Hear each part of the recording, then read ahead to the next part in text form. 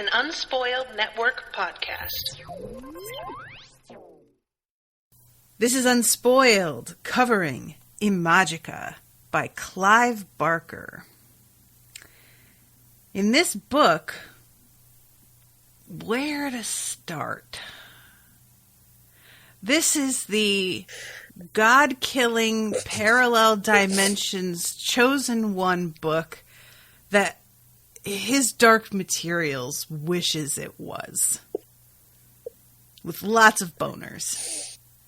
Welcome to Unspoiled.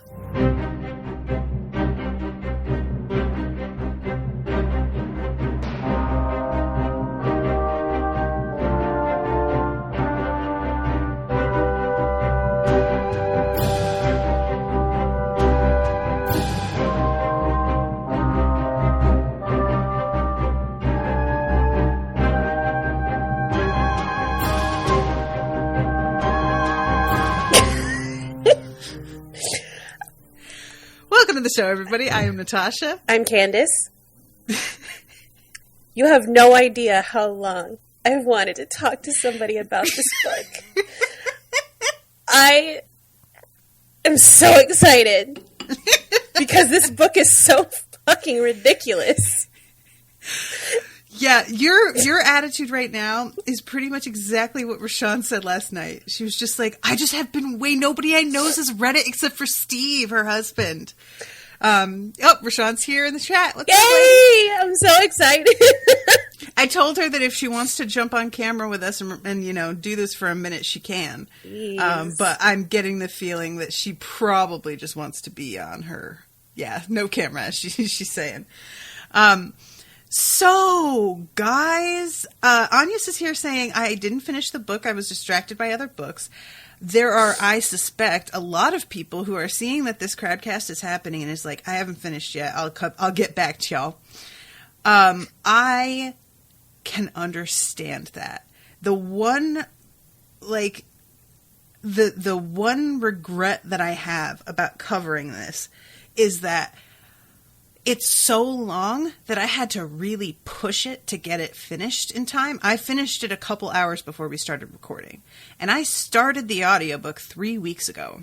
It's over 44 hours long. It's over 1,000 pages. It's longer than it. It's longer than it, which if anybody's seen that book sitting on a shelf in a bookstore, you all know it's basically a cube. I bought these books in 1999. So okay. I have the editions that came out then. It's 2 volumes of the should be. It's of the mass market paperback, so it's maybe it's small, and they're each this fucking thick. Inches thick. Yep. I bought it because the covers were pretty. And I tried to start it. Sure. Yeah. I tried to start it 3 times, and I was like, God, I can't, this is no. These are just going to sit on my shelf and look nice. I hope people think I read them because they're thick. It makes me look smart. Because the first that book's dummy thick.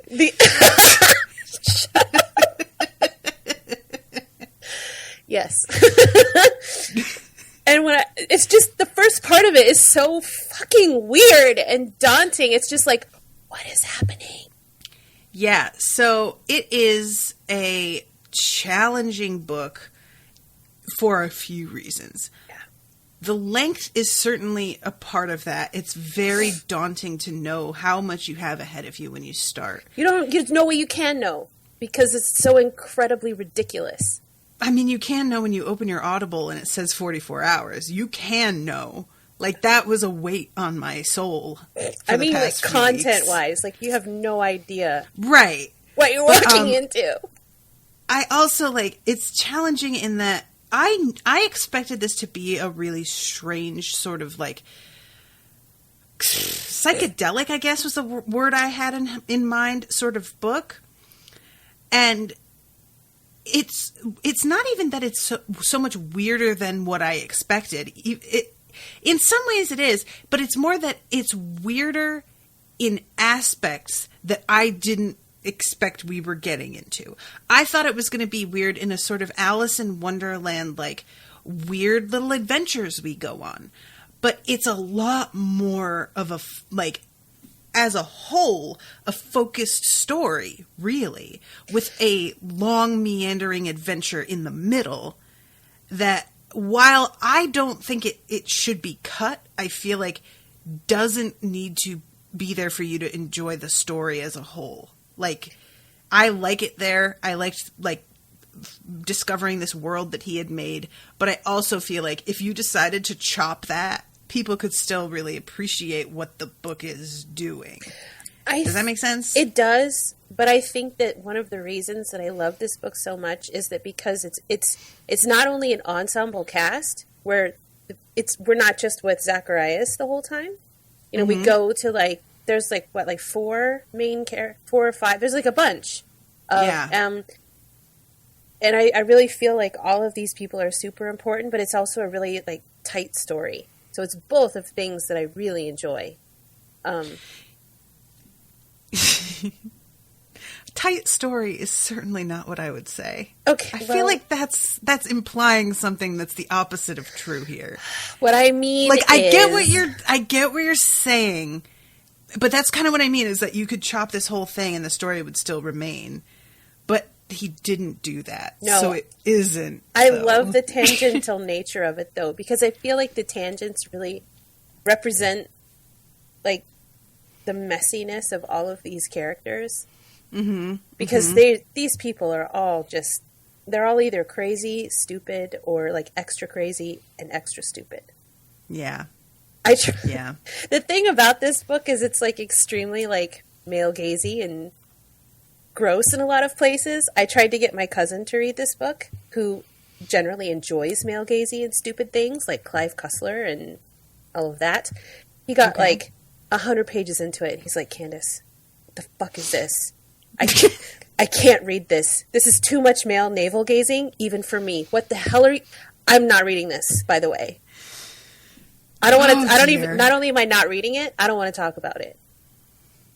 It's interesting that it's male gazy too, because it's like such a, in a way, such a feminist story. I have so many thoughts on this. So, and also Clive Barker's gay. I'm pretty sure Rashawn told me. Right? Oh, is he? Okay, this explains like a lot. So I feel like it. Not at all that gay men can't also be male gazy, because in truth, gay men can be worse in some ways than straight men, because they feel free to be a lot more overt and proprietary about it because of like not being seen as a sexual threat by women. There's a lot of sexualization of women in this story, but I never felt like, I always felt like the most sexualized character was Zacharias. Yeah, like, I would agree with that. He is so utterly objectified in the way that he's described. Like, he's an artist, and like we're always getting descriptions of like his sweating chest and his expression. It's ridiculous. All right, so I'm gonna just do the broad strokes of the story here. We start off with a man called Charles Estabrook, who is in love with his wife, Judith, who has left him, and decides that he wants her dead. And he winds up coming to his senses later, and we find out that he has had a reputation for being somewhat unstable. But he, in this moment, is really just, if she doesn't want me, she doesn't get anybody. And he has this weirdo assistant named Chant, who goes out and finds him an assassin. And there is some real caginess with Chant initially, who, it's clear Chant knows some shit about some, like, supernatural stuff, and leads him to an assassin named Pi Pa. And Pi is, like, it's an interesting thing, because when Estabrook sees him for the first time, he sees Pi as he is. He sees Pi as a mischief, even though he doesn't recognize him for being a mischief, which I found compelling, because later on it seems like everybody who looks at Pi Pa sees something different. I don't know if it's because he wanted to see an assassin, and so that is what he saw. Because the whole thing is supposed to be that Piopa is a mischief, and that means that he is, like, perceived as being whatever the person looking at him wants. There's a lot of lore, I think, that's revealed eventually about mischiefs and their culture. Mm-hmm. And Pi is somewhat of an outcast. Mm-hmm. It's really weird. You're being so weird right now. Pi frustrates me as a character. He did see Pi as a black man, Rashawn. Yes. Yeah, but I thought that was how he actually looked. That he had, like, dark skin and full lips and curly hair. That was the look that he had when he was himself. Correct me if I'm wrong, because there's plenty of room in here for me to have missed something. Lord knows. But yeah, that was my impression of, like, because that is also later how Gentle sees him. And not always. Gentle sees him as a couple different things, depending. But, you know, that is mentioned in the curly hair a couple of times. Well, also, I think that, I don't know if we can judge anything by what Zacharias sees. Are we going to call him Gentle or Zacharias? Yeah. Okay. I think Gentle, because Zacharias is almost never said in the book. I just like it, because it's dramatic and extra. But, Gentle, I don't know if that's a really good way to measure how Pi is seen, because Gentle doesn't know it, but he already knows Pi. Right, but I mean, I'm not saying what Gentle sees. I'm saying that what has been seen by more than one person when they look at him, which is somebody that is already in their life, you know? This isn't them seeing another human being that they desire. It's seeing a stranger for the first time in their minds. So that's why I operate under the assumption that he is black, or like the version of a black man from the fourth, because he's from the fourth, right? The mischiefs, or are they from the third? I can't remember. But anyway, I'm getting sidetracked already. So Pi goes to murder Judith, who is in the United States at the time. And because of his nature, she sees him as Gentle, somebody that she had a relationship with right before she got married to Charles. And runs into him twice. The second time he almost succeeds in killing her. Runs off and gets hit by a car, gets up like nothing happened, and fucking sprints off.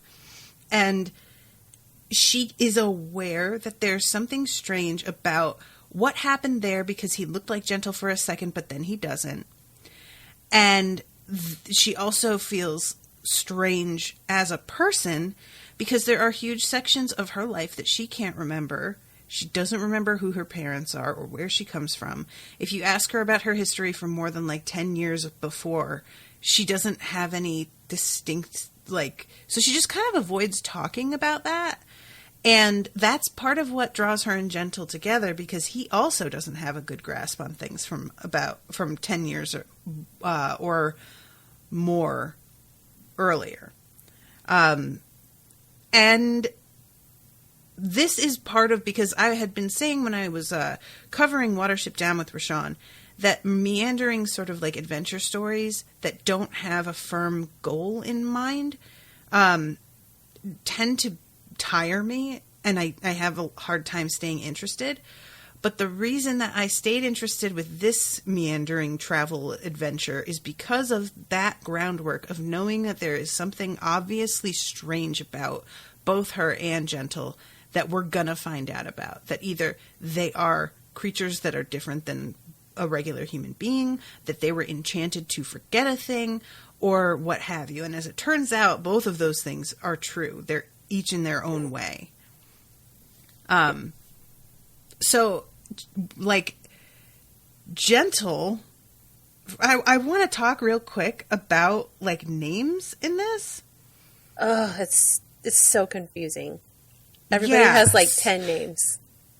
So Gentle goes by Gentle, but his real name is John Fury Zacharias. Which, like, Fury, I feel like is pretty self-explanatory. What's the meaning of John? The Baptist. I loved it that I just Googled it, and the first thing is a toilet. That's not what I meant. Yes, but he is a toilet, though, isn't he? A little tiny bit. Here it is. Derived from the Hebrew name meaning Yahweh is gracious. And the name Zacharias means Jehovah remembers. Which, considering that his whole thing is having been made to forget, feels really significant. Judith's name is like of Judea, and there's like a whole book of Judith in the Bible in which she pretends to like be the lover of some general and then gets into his tent and gets him drunk and cuts his head off, which I have to admit I was a little disappointed that's not remotely what happens. And then there's Celestine, who she turns out to be John's mother, and her name means heaven. And Sartori comes from the Italian word for tailor, which is, for a human being that literally wants to change everything to exactly what he wants it to be, constantly altering and forcing things into like his mind's idea of what they should be, also feels very appropriate. I'm sure there are other names here. I want to know what strand of weed Clive Barker was smoking when he wrote this. Apparently it was like based off of dreams that he had. Yeah, listen, that's bullshit. This guy has access to the good kush. Okay, nobody just comes up with this out of this. Okay. He wrote this. He says he was inspired by a series of really vivid dreams he had, and that he wrote this whole book in 14 months. Shut up. Ugh. Which I just can't fathom that. Like, you gotta lock yourself in a closet and get a pee bucket to accomplish that, in my mind. I don't know how you do it. This bitch has a closet in his house that reeks of weed and piss. I'm telling you, normal people don't come up with this shit. This book is so fucking crazy. Sober people don't make things like this. Yes, the good kush, Rashawn. I stand by my statement. So, what we come to find out, and I'm going to jump way ahead here. Yeah, there's a lot of subterfuge going on. Yeah, and I feel like there's a lot of world building mixed in with, while this is all still a mystery, that we really don't need to get into too much. All we need to know is that there are 5 dominions that you can get into via like weird, slightly painful, dangerous ways.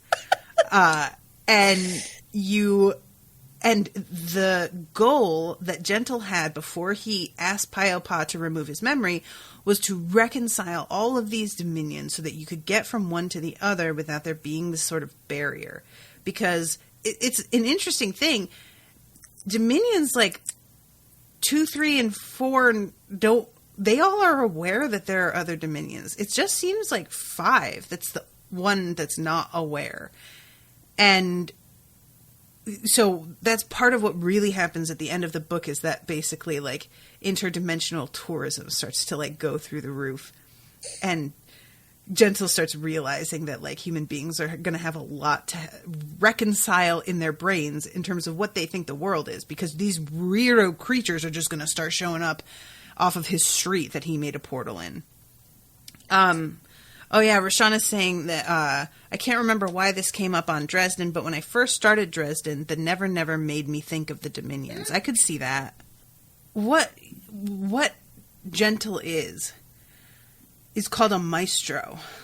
And basically, there are like other maestros, but they all start getting snuffed out as the book continues, because there is there's a whole fucking like subdivision of other magicians, essentially, that wind up not really mattering at all, except for the Godolphins. The Godolphins. Go, tell me. I think the Godolphins remind me, like, people don't like Gentle because he's gifted, and I kind of feel like the Godolphins feel like they deserve that level of like fame and respect because their family name means something. Mm-hmm. So instead of like being skilled, you know, in what they're doing, like they want that notoriety just because they're good dolphins. And in a lot of ways, I felt like the only reason that Gentle even gave them his time is because he would rather have them on his side than, you know, fucking stuff up.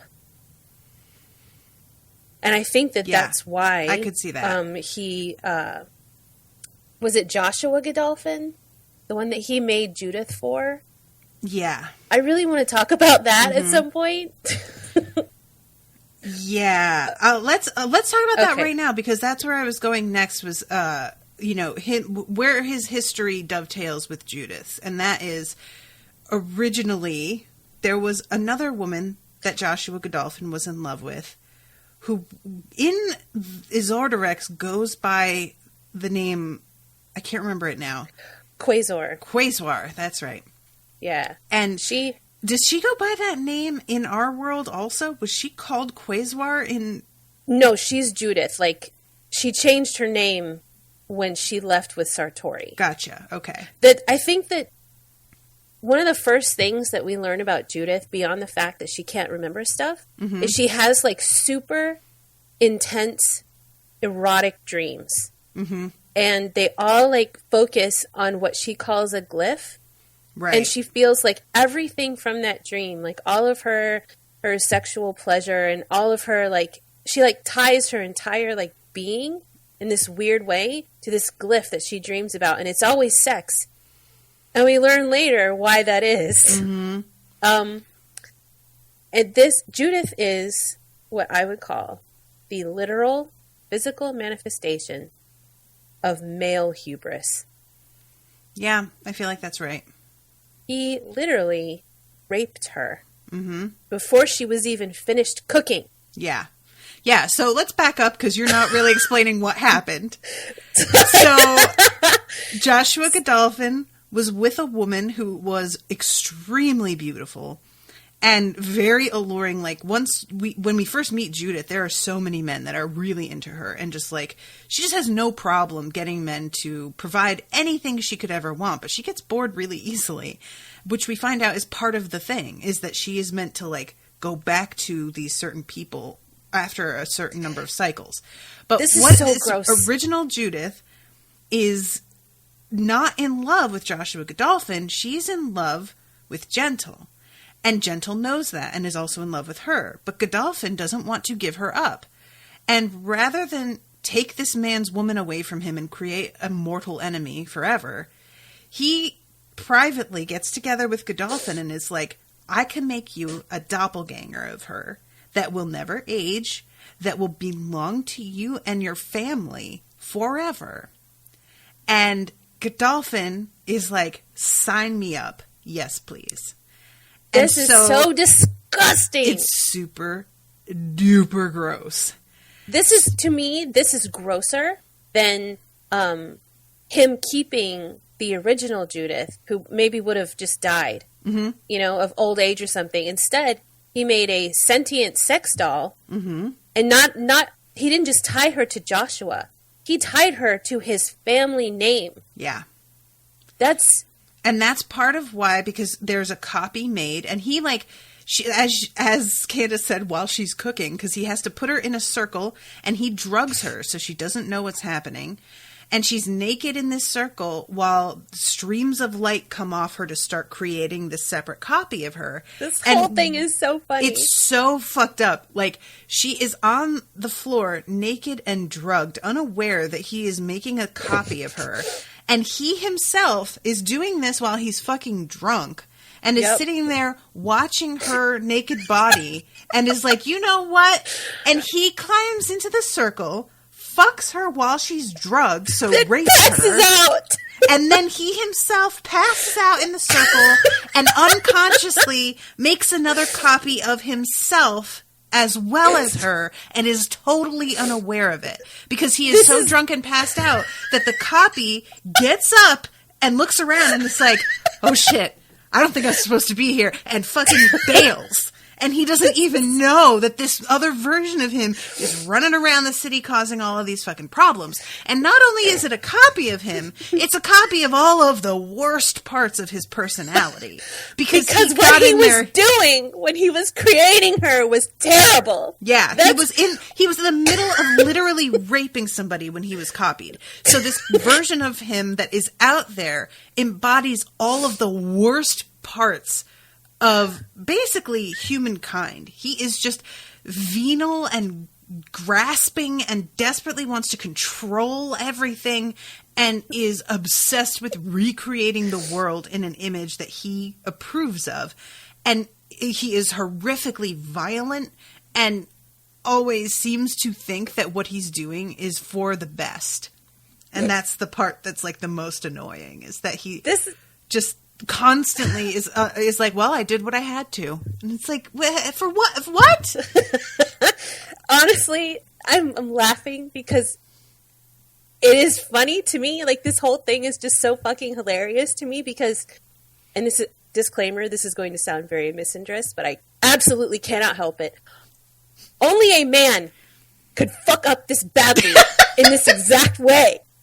Only a man would think, you know what? I want your girl and she wants me too, but I'm going to make you a copy. But you can't be in the room while I do it because it's super special man magic that you don't have access to. So you're just going to wait out there and I'm going to be in here and I'm going to get shit-faced drunk and I can't help it because her just laying there on the floor is an invitation to me. So I'm going to go fuck it and then I'm going to pass out in the circle and make a copy of me that's literally the worst thing ever.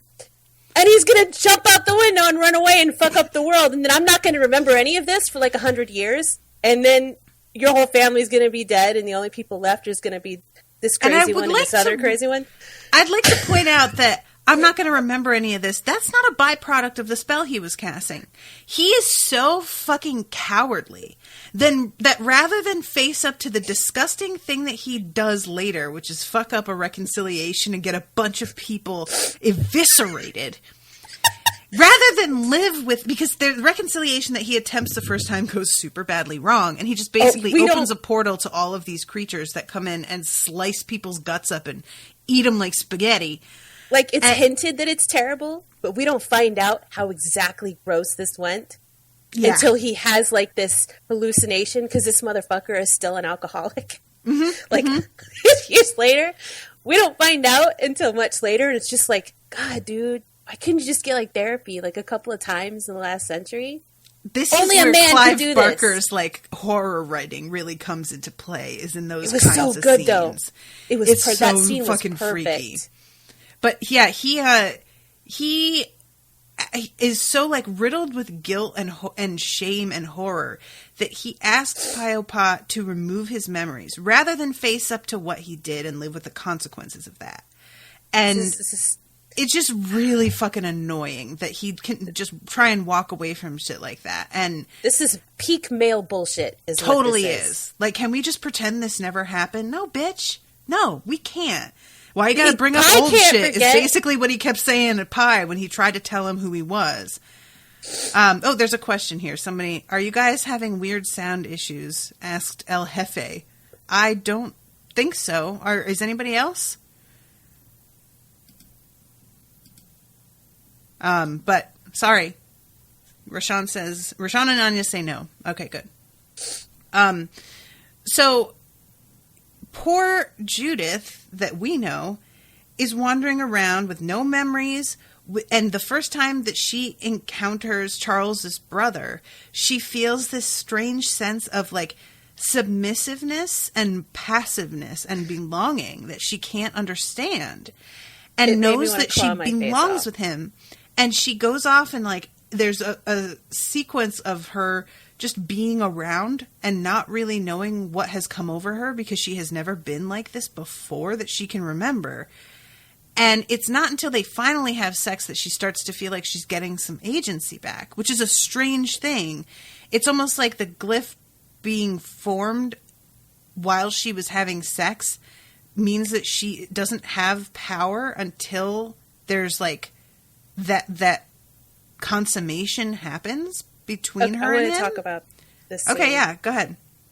first of all, Oscar is disgusting. Yeah. And I think he's written that way on purpose so that Barker could like actually make us. He's not only repulsive in personality, and the whole concept of what happened to her or what she's been programmed to do is also repulsive, but he is described as physically repulsive as well. Mm-hmm.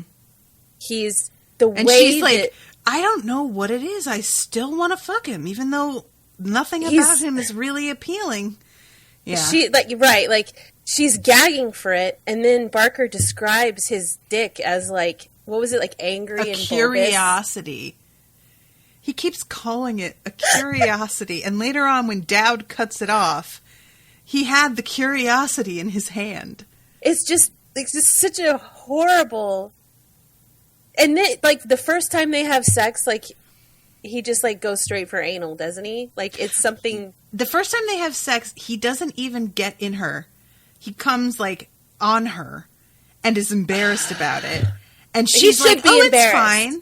And then, when she's asleep, he starts to anally rape her in her sleep. And she wakes up and she's like, yeah, that's fine, I guess. Because that's what she's, like, was made for. To be accepted. Like, I understand. I totally understand why this is... We are meant to be disgusted and horrified by this. Mm-hmm. Because I don't know that a reader could really conceptualize what's wrong with this unless we are made to look at it. Mm-hmm. So I don't think that it was really offensive to me any of the times that I read it, even now, because honestly I was afraid when I reread this that I was going to hate it. Mm. But I really felt like it really just nailed home the fact that Judith doesn't know what she's doing. And Oscar is a piece of shit, and he's never going to stop himself. No. Even though he knows better. I mean, she's now been with 2 brothers. Mm-hmm. She didn't even know that Estabrook was a Godolphin. Mm-hmm. And he was grossly, like, obsessed with her, too. Like, this is just... And Oscar tries to say throughout, I really do love you, though. You know that, right? And she says, I know. And I can't help but wonder if that's a genuine, like, yeah, I actually kind of believe that you love me. Or if she's like, I know that you think you love me. That's not what this is. Because you are, like, probably actually, if you're capable of doing this to somebody, you're probably incapable of actual love. But I know you think, because this is as close as you're going to get. Because you have, like, a problem deep inside of who you are. Oscar is a disgusting... How old is Hoi Polloi? I think 15? I think she's supposed to be like 15. I was thinking like 14 or 15. He says at some point, I forget exactly where because this book is enormous, but he says something like he wants to retire to some random teleport location and raise exotic birds and marry Hoi Polloi. And I'm like, bitch, she's 15. What are you talking about? Yeah. You only like her because she brings you snacks and will do whatever you say. You're gross. Yep. Go jump off a cliff somewhere, preferably in the First Dominion where you will die horribly. That's how I feel about it. Oscar has this assistant named Dowd, who I've already love Dowd. I want to get that out of the way. I know he's despicable. He's despicable, but he is like one of the more entertaining characters out of this entire book. The thing about a lot of the characters in this is that most of them are not good, likable people. No. But none of them seem really aware of that fact, except Dowd.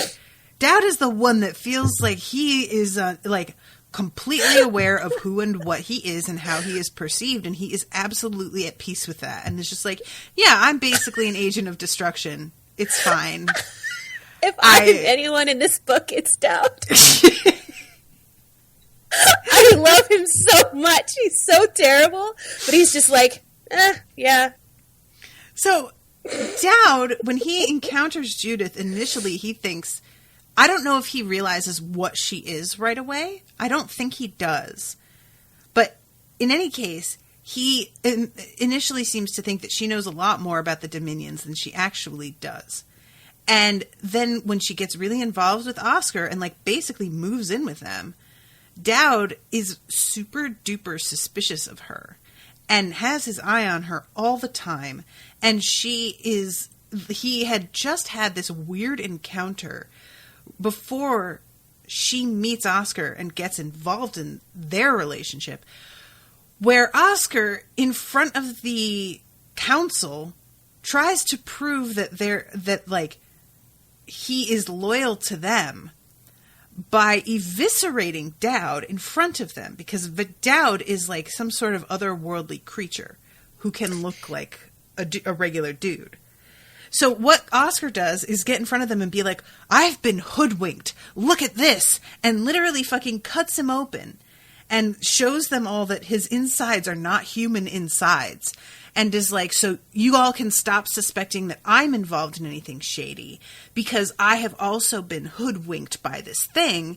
But then, without telling them, takes Dowd's remains somewhere and does a little hocus pocus, and Dowd comes back to life, and Dowd is like, the fuck? I can't believe that you would do that. That was so humiliating. It was more than a little hocus pocus. That's true. That's true. This is disgusting. Okay, so, like, part of this magic is that they pull things from, like, a void. I forget what it's called. Is it the Inova? Inova. This is also, weirdly feminine, but whatever. They pull, like, creatures. There's, like, we learned that there's, like, different tiers of creatures that live in the Inova, and their parts, can, like, depending on how, like, big and vicious they are, will decide how potent your gross magic is. Mm-hmm. So he has to pull stuff from the Inova to slice up, and uses their bits to, like, charge his spell that brings Dowd back to life. And this is, I don't know when exactly it's mentioned, but it reeks. Like, it smells very bad. Because these creatures are gross. Like, and you're hacking them up, and you have to let them sit out, like, on the floor and hanging from the walls and shit, so you can do your weird magic. And Dowd is hella pissed. So mad. When he But I loved this scene because Oscar calls him Dowdy. And it's like this weird, like, pet name. Yeah. And Dowd is, like, being such a soon in this scene. And he's just like, how could you do this to me? You've never done anything like this so bad before. I just feel so humiliated and wronged, and I am distraught. Yeah. My feelings. I am injured. And it's like this weird, like, flirty dance that they do with each other, and I just love Dowd so much because he's such an ass.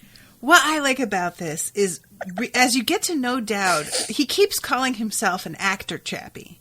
Like, basically, so that he just plays roles.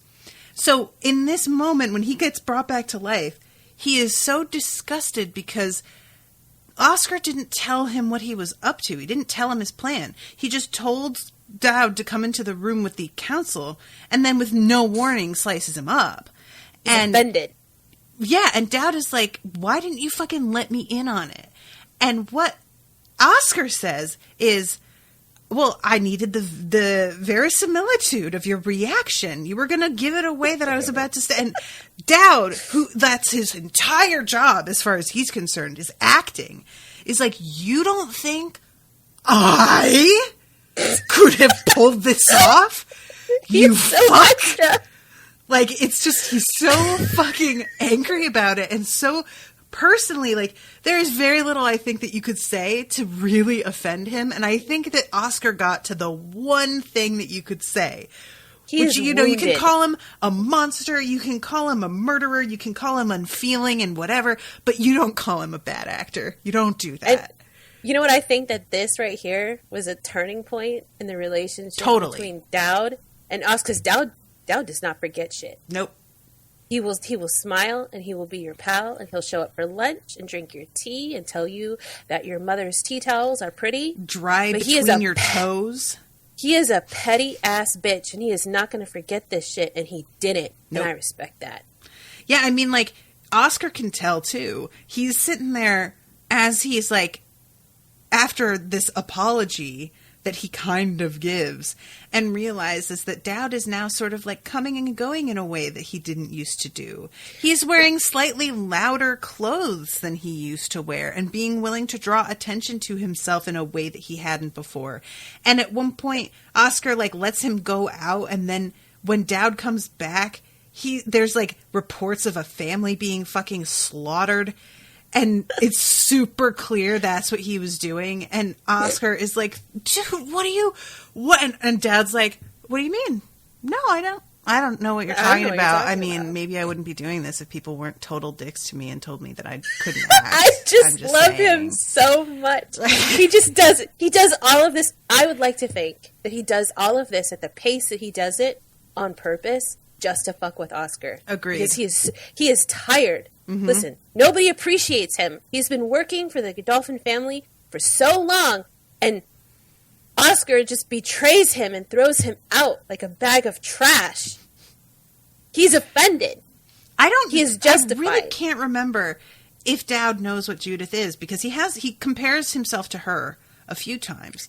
So I think that he does know, but he doesn't, like, he can't really say anything about it in front of her.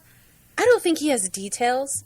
And to be honest, I think that Judith, if he doesn't know, because honestly, I don't remember either. Mm-hmm. I think if he doesn't know, then he feels like this is yet another insult done to him by this family that he has so loyally served for so long. Listen, I love Dowd. I stand. But this is just yet another thing. Like, here's this other weird, obviously not human bitch who comes to live in his house. Mm-hmm. Because Oscar is utterly useless. He can't do anything. Dowd makes his sandwiches. I just said Dowd dries between his toes. It's like, because he has a tendency towards foot fungus. Like, he's so. So yeah, I understand how offended Dowd is. Yeah, and he's honestly my whole favorite character besides Celestine. So. And so, backing it up a little bit, right before getting with Oscar, Jude had discovered some stuff at Charles's house. There were a few things in this safe, because she went there to get some of her stuff, because, spoiler alert, after trying to have her killed, Charles has kind of a nervous breakdown and winds up in a mental hospital for a while. And he's such a fucking useless sad He's sack. Super annoying. And she figures she can go and get some stuff that she wanted back, but never really had the heart to get in contact with him over. And she goes into a safe that has some of her jewelry in it. And there are a couple of strange objects in there. And one of them is a blue, like, ball of... it looks like a ball of yarn or something. And she keeps compulsively playing with it in her pocket and carrying it around. And winds up, like, taking it home for no real good reason other than, like, she doesn't think he's going to miss it. And she feels very interested in it in a weird way. And there comes a day where she's played with it pretty much all day and is thinking about it and kind of meditating on it as she does it. And her arms begin to turn blue. The color from this thing is like in her skin. And all of a sudden, she's sort of like astrally traveling to the tower that Oscar was having his meetings with that council in. And she travels into the basement, and there is what's clearly a woman's shape bound in blue cord on the floor of the basement. And she winds up going into that woman's mind for a moment. And it's horrible. Like, it's clear this woman has been here forever. She's real mad. Yeah. She's big mad. And Jude winds up bouncing back up out of her, and the color goes away, but she's still, like, carrying this thing with her, and she winds up running into another woman outside of this tower that she's sort of drawn to because of this vision she had. And this woman, Clara, is like, oh, do you know about that woman that's bound in the basement too? Because I think we can let her out if we, like, work together and figure this out. But Judith thinks she's being a lot more sly than she is, and it turns out Dowd 100% is aware of where she's been and what she's doing and planning, and he follows her to the tower and has these mites that come out of his mouth that he uses to kill Clara. You just breathed so loudly on your mic. That was I'm sorry. So loud. That was like a crack of thunder. It was my finger brushing against the... No, it was you had your hand like this and you exhaled and it just directed all of that, like, breath into it. My bad.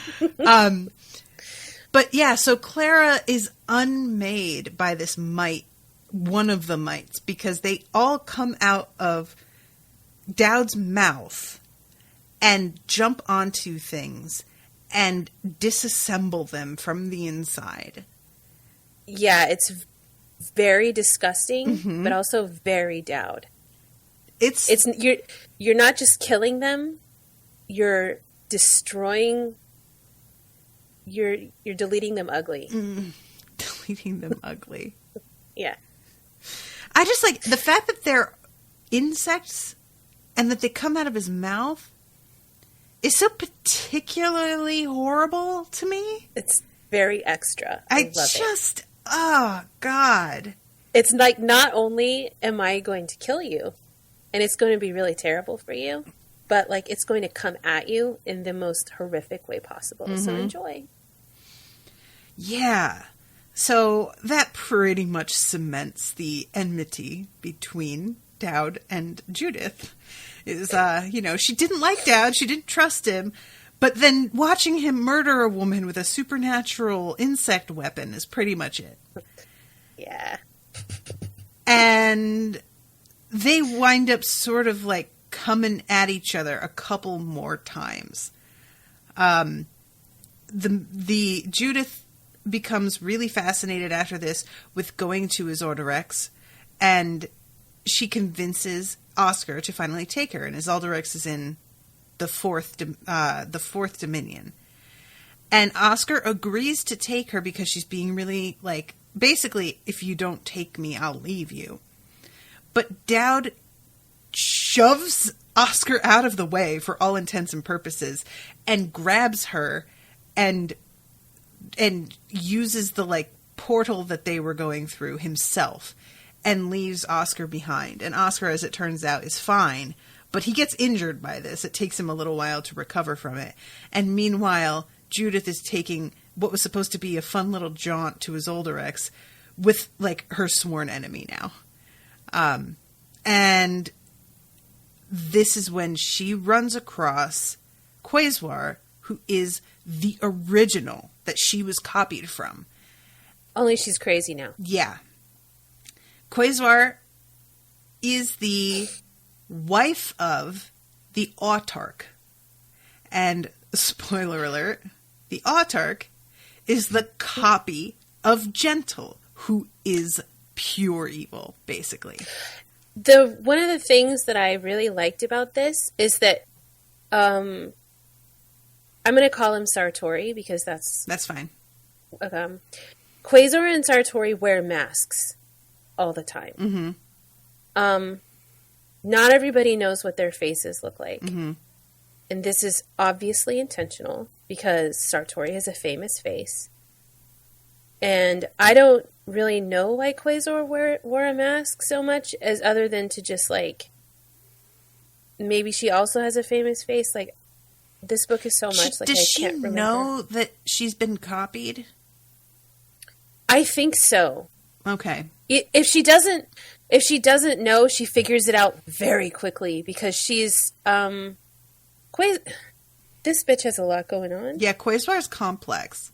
I wish she was given a little bit more to do, to be honest, before expiring.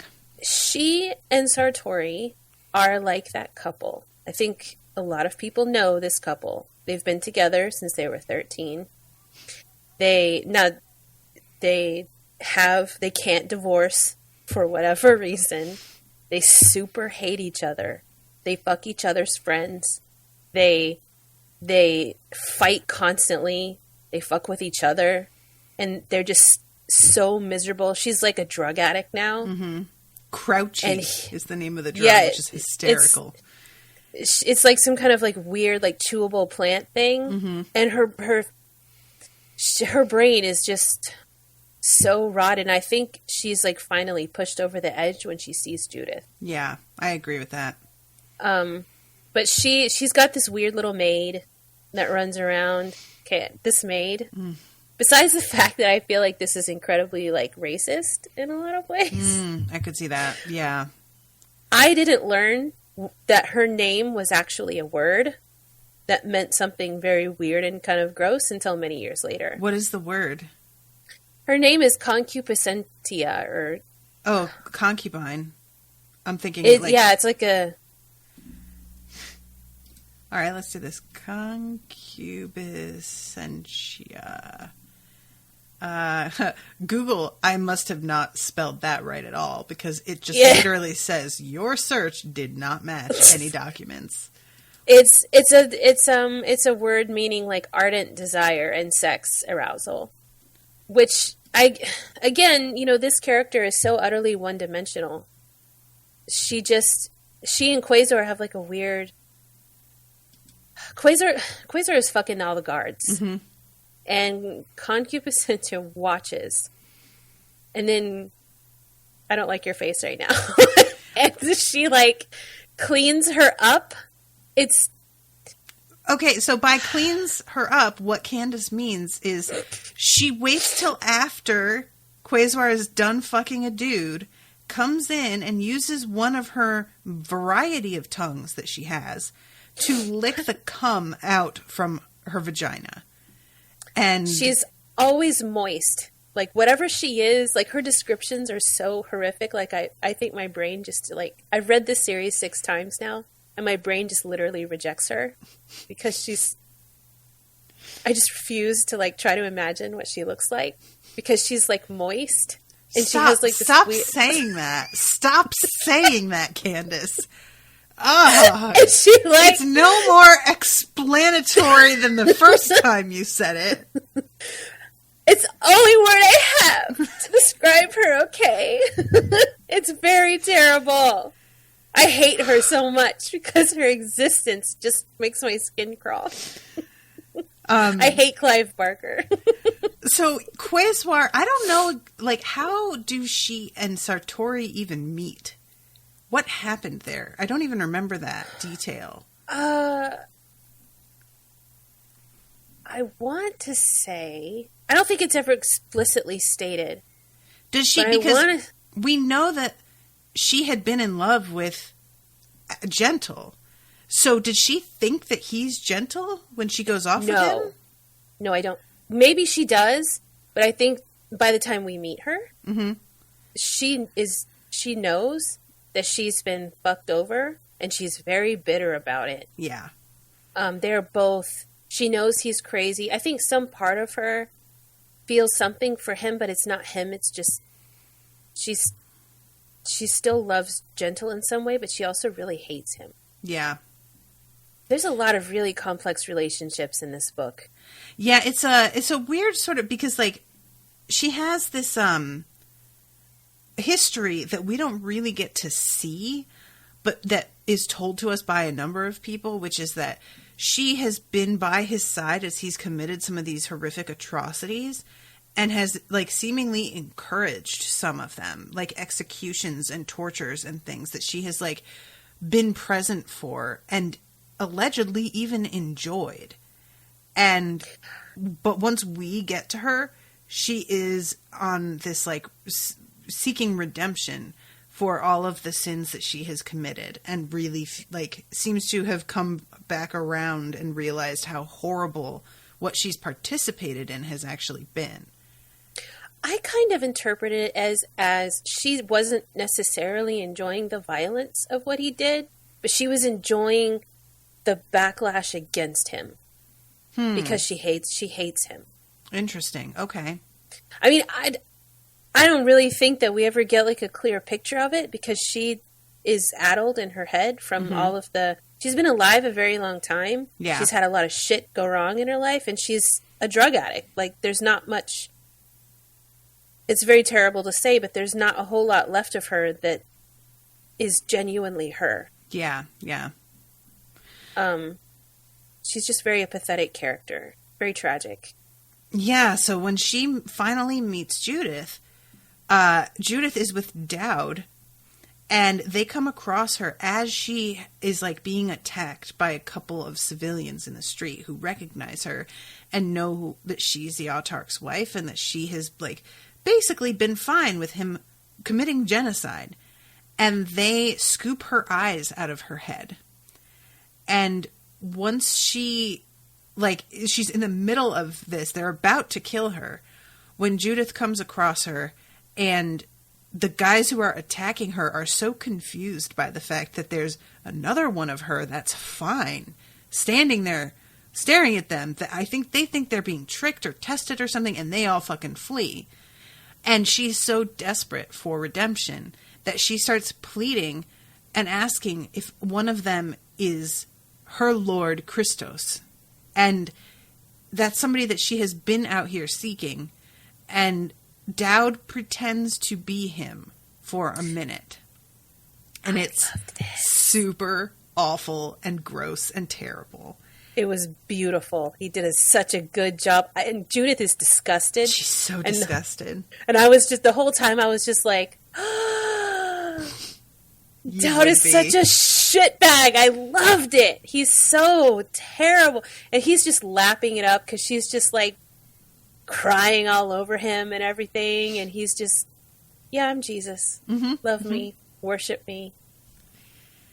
And she's really taken in for a good minute and thinks that this is him. But then at one point, Judith, who has been kind of like operating on this woman is about to die, I'm going to let her have this, because what harm is it going to do for her to die with a little piece?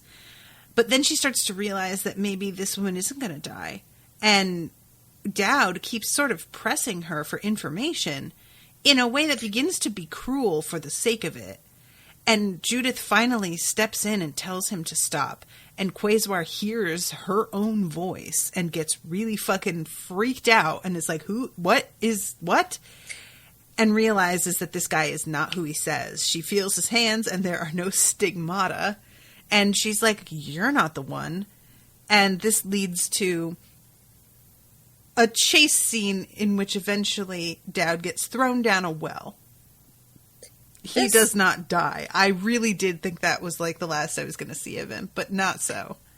He's so resourceful. I love it. I don't know why I feel such an affection towards such a disgusting character, but I love him so much. Quasar makes me very sad. Yeah. Because I think she's been lied to and fucked over by men for so long. Mm-hmm. She doesn't even know what's real anymore. You know, even if she did know about Judith and, you know, everything that happened, I don't really think that she could have an organic reaction to that when we meet her. Yeah, I could see that. I mean, she's just, in the end, you know, before she's trying so hard, but she's also just wanting to die. Yeah. And that's just so incredibly... There's a huge theme in this book, and I don't know if Barker did it on purpose as a way to showcase how gross a male author's idea of a woman's freedom generally looks to a woman reading the story. I don't know if he did it on purpose or if that's just because he's also one of those men. But there were a handful of women, or most of the women in this book have been ruined by, I'm using air quotes, great men, powerful men, you know, extremely talented men who are supposed to do it. Even, you know, the woman, I forgot her name, but she's one of the ones that died in the first reconciliation. You know, she's extremely bitter in her scene. You know, Celestine is also, you know, all of these women are trying to like escape the circle that they're trapped in, that men have put them in. And none of them really make it out. Yeah. Even Judith, like in the end. I feel like Celestine gets the closest. She does, but even her death is because of a man. Yeah. You know, she dies due to him, and she chooses it because she needs to get something done. Right, like it's not just about her vengeance. Yeah. It's about, because he raped her. I don't think you can consent to what happened to her. So even if Dowd had been honest with her, yeah. Well, my point is, none of the women actually ever escape. Right. Even their death, if they choose it, still wouldn't pass the Bechdel test. Yes. Like as a concept. And I don't know if he did that on purpose or if that's just the way a lot of male authors are, but I just found it really interesting that Judith, the whole story, is trying to escape this. Mm-hmm. And she can't. She never actually does, even in the end. The only person who actually gets to escape is Gentle. He gets to run off and do whatever the fuck he wants. Yeah. He sure did. And I just... It leaves me feeling some kind of way about it. And it's not a great way. Yeah, so, all right. We kind of covered, like, what's going on with Quasar and Judith for right now. Let's back up and talk about Gentle and Pie-O-Pa. Pie is such an interesting character because, first of all, it's a strange feeling, and I was talking about this last night with Rashawn. There are so few stories in which there is a character that is, like, genderless or non-binary, and it's a little bit uncomfortable that Pie is called it so much of the time. I get that it's like he is meant to be a creature and not like a human being who is non-binary, so that's where that comes from. And I don't feel like this was malicious or something that like really it should be updated or anything like that. It's just like I'm coming at it from a very modern viewpoint, and remembering that this was written in 1991 is like startling because this feels so progressive to me. I think that Pie multiple times doesn't Gentle at some point express discomfort with referring to Pie as an it. Mm-hmm. And Pie is just like, no, listen, I'm not one of you. Yeah. I'm not even a human being. I'm a mischief. Like, and even among mischiefs, I'm not in the club. Yeah. So this is how I identify, like, this is what I am. Mm-hmm. If you think it's disrespectful, that's because your scope is wrong. Yeah. That's how I felt about it. Even though it is deeply uncomfortable. Yeah. Which is, I think we're meant to be uncomfortable by it because even his, like, genitalia is other. Mm-hmm. I don't know how else to describe it, but he doesn't, and that's not even other. Like, it's just, it's outside of the realm of even what we have here on this planet. Like, there's no equivalent. Mm-hmm. Yeah, like I said, it feels really progressive to me to have a character that defies all of the expectations we have on somebody who is specifically woman crazy, like Gentle, is going to be drawn to and attracted to. And Judith thinks to herself about how sort of like ironic it is that she mentioned how perfect somebody like Pie-O-Pa would be to a guy like Gentle, who just wants what he wants whenever he wants and doesn't really give a fuck about the person he's doing it with. But it turns out that he really cares about Pie for Pie and wants to see Pie and not see whomever it is that he's desiring, like, secondarily when they have sex. It's all about who Pie actually is and not being afraid of that or wanting Pie to fit into this, like, fantasy anymore. I think that maybe if this book had been written now or within the last decade, mm-hmm. I feel like Barker may have gone a little bit heavier on the pansexual vibe that I got off of Gentle. Mm-hmm. Because Gentle has been with men. He doesn't feel one way or the other about it. I think he has, like, a female preference. I believe that Judith specifically asks Gentle if he's ever been with men. And he's not really like, yeah, no, I totally have. He's more like, probably.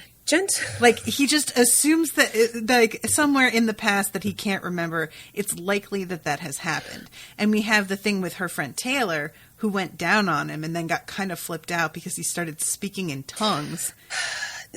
Taylor is one of those tangents that we were talking about earlier in the story, mm-hmm. like, sort of like a meandering side path. Mm-hmm. Gentle is an artist, which... Gentle, he's one of those, he's a stereotypical artistic man. He lives mm-hmm. in a loft that's like, a gross room he doesn't pay his utilities, so nothing is ever on. He doesn't have hot water. He's lucky to have any water. He's always sweating. There's no power. He does oil paintings, which are just probably all phallic shaped nonsense. He's just no. He does forgeries and sells them. He doesn't do original work almost ever. Yeah, which is funny considering that he's called the Maestro. His original. And my point is he's just such a stereotype. But Judith believes him that he doesn't know because he's an alcoholic. He's the guy at the party who will do anything you give to him and fuck anyone and not care.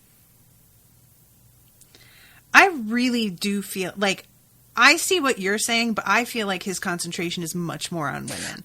That men may play into it here and there, but I think also for the sake of the symbolism of what this whole story is about, that it's a lot more about his obsession with women. I agree with you in terms of attraction, but what he's willing to do in the moment is a lot more than I think a lot of aggressively straight. I don't think he's aggressively straight. But do you know what I mean? He's attracted to women mostly for the purpose of what he likes, but what he's okay with is something else. At least in my opinion. Which I think is interesting and fine, and even though he is some parts of his personality in the past, when he created Judith, are toxic masculine bullshit. I think that parts of him aren't bad. Yeah, I think it's really significant that he makes forgeries because he's made copies of people, and now he's just sitting here making copies of works of art. And it's he just doesn't really seem capable until he gets his memory back of doing anything that isn't an echo of things. Do you think that that's part of it? I find it to be a little bit ironic that his whole thing was initiating and conducting something that hadn't really ever been done before, and thus is original, a reconciliation. And then he got Pi to remove all of that, so now he can only do copies, but they're really good copies. It's just, I find it's just a little bit symbolic to me that he can't create new things, because the one time he did try to create a new thing, he fucked it up so utterly that he doesn't even want to look at it anymore. Yeah, definitely. It's part of his running away from things. It's, the fear of just and it's also, I think, ties in to his obsession with women because of and I hate the conceit of boiling what women are down to the fact that they can have children, that they can give birth. But I think that's part of it with him, is that there's an obsession there with the fact that they can literally create an original thing. And he wants to be able to do that so badly. And he just keeps on making these sad little bastardizations. It's they're abominations, It was such a great point of the book, though, that the mother character, she is not what he expected. She's not what he wanted. She's mostly unhelpful and bitchy and a huge drag and doesn't give a fuck about any of it. Yeah. This bitch does not care.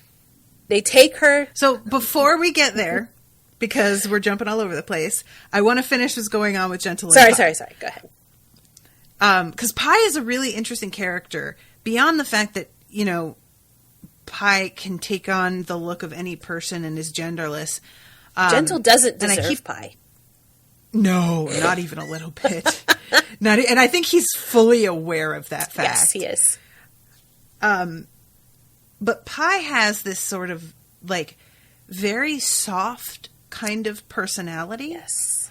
And I keep calling Pi him by sort of force of habit, but I'm going to try and remember to say they instead. I do it too. And Pi is constantly sort of gently steering him in the direction of figuring out who he is, while trying to honor the fact that Gentle did not want to know.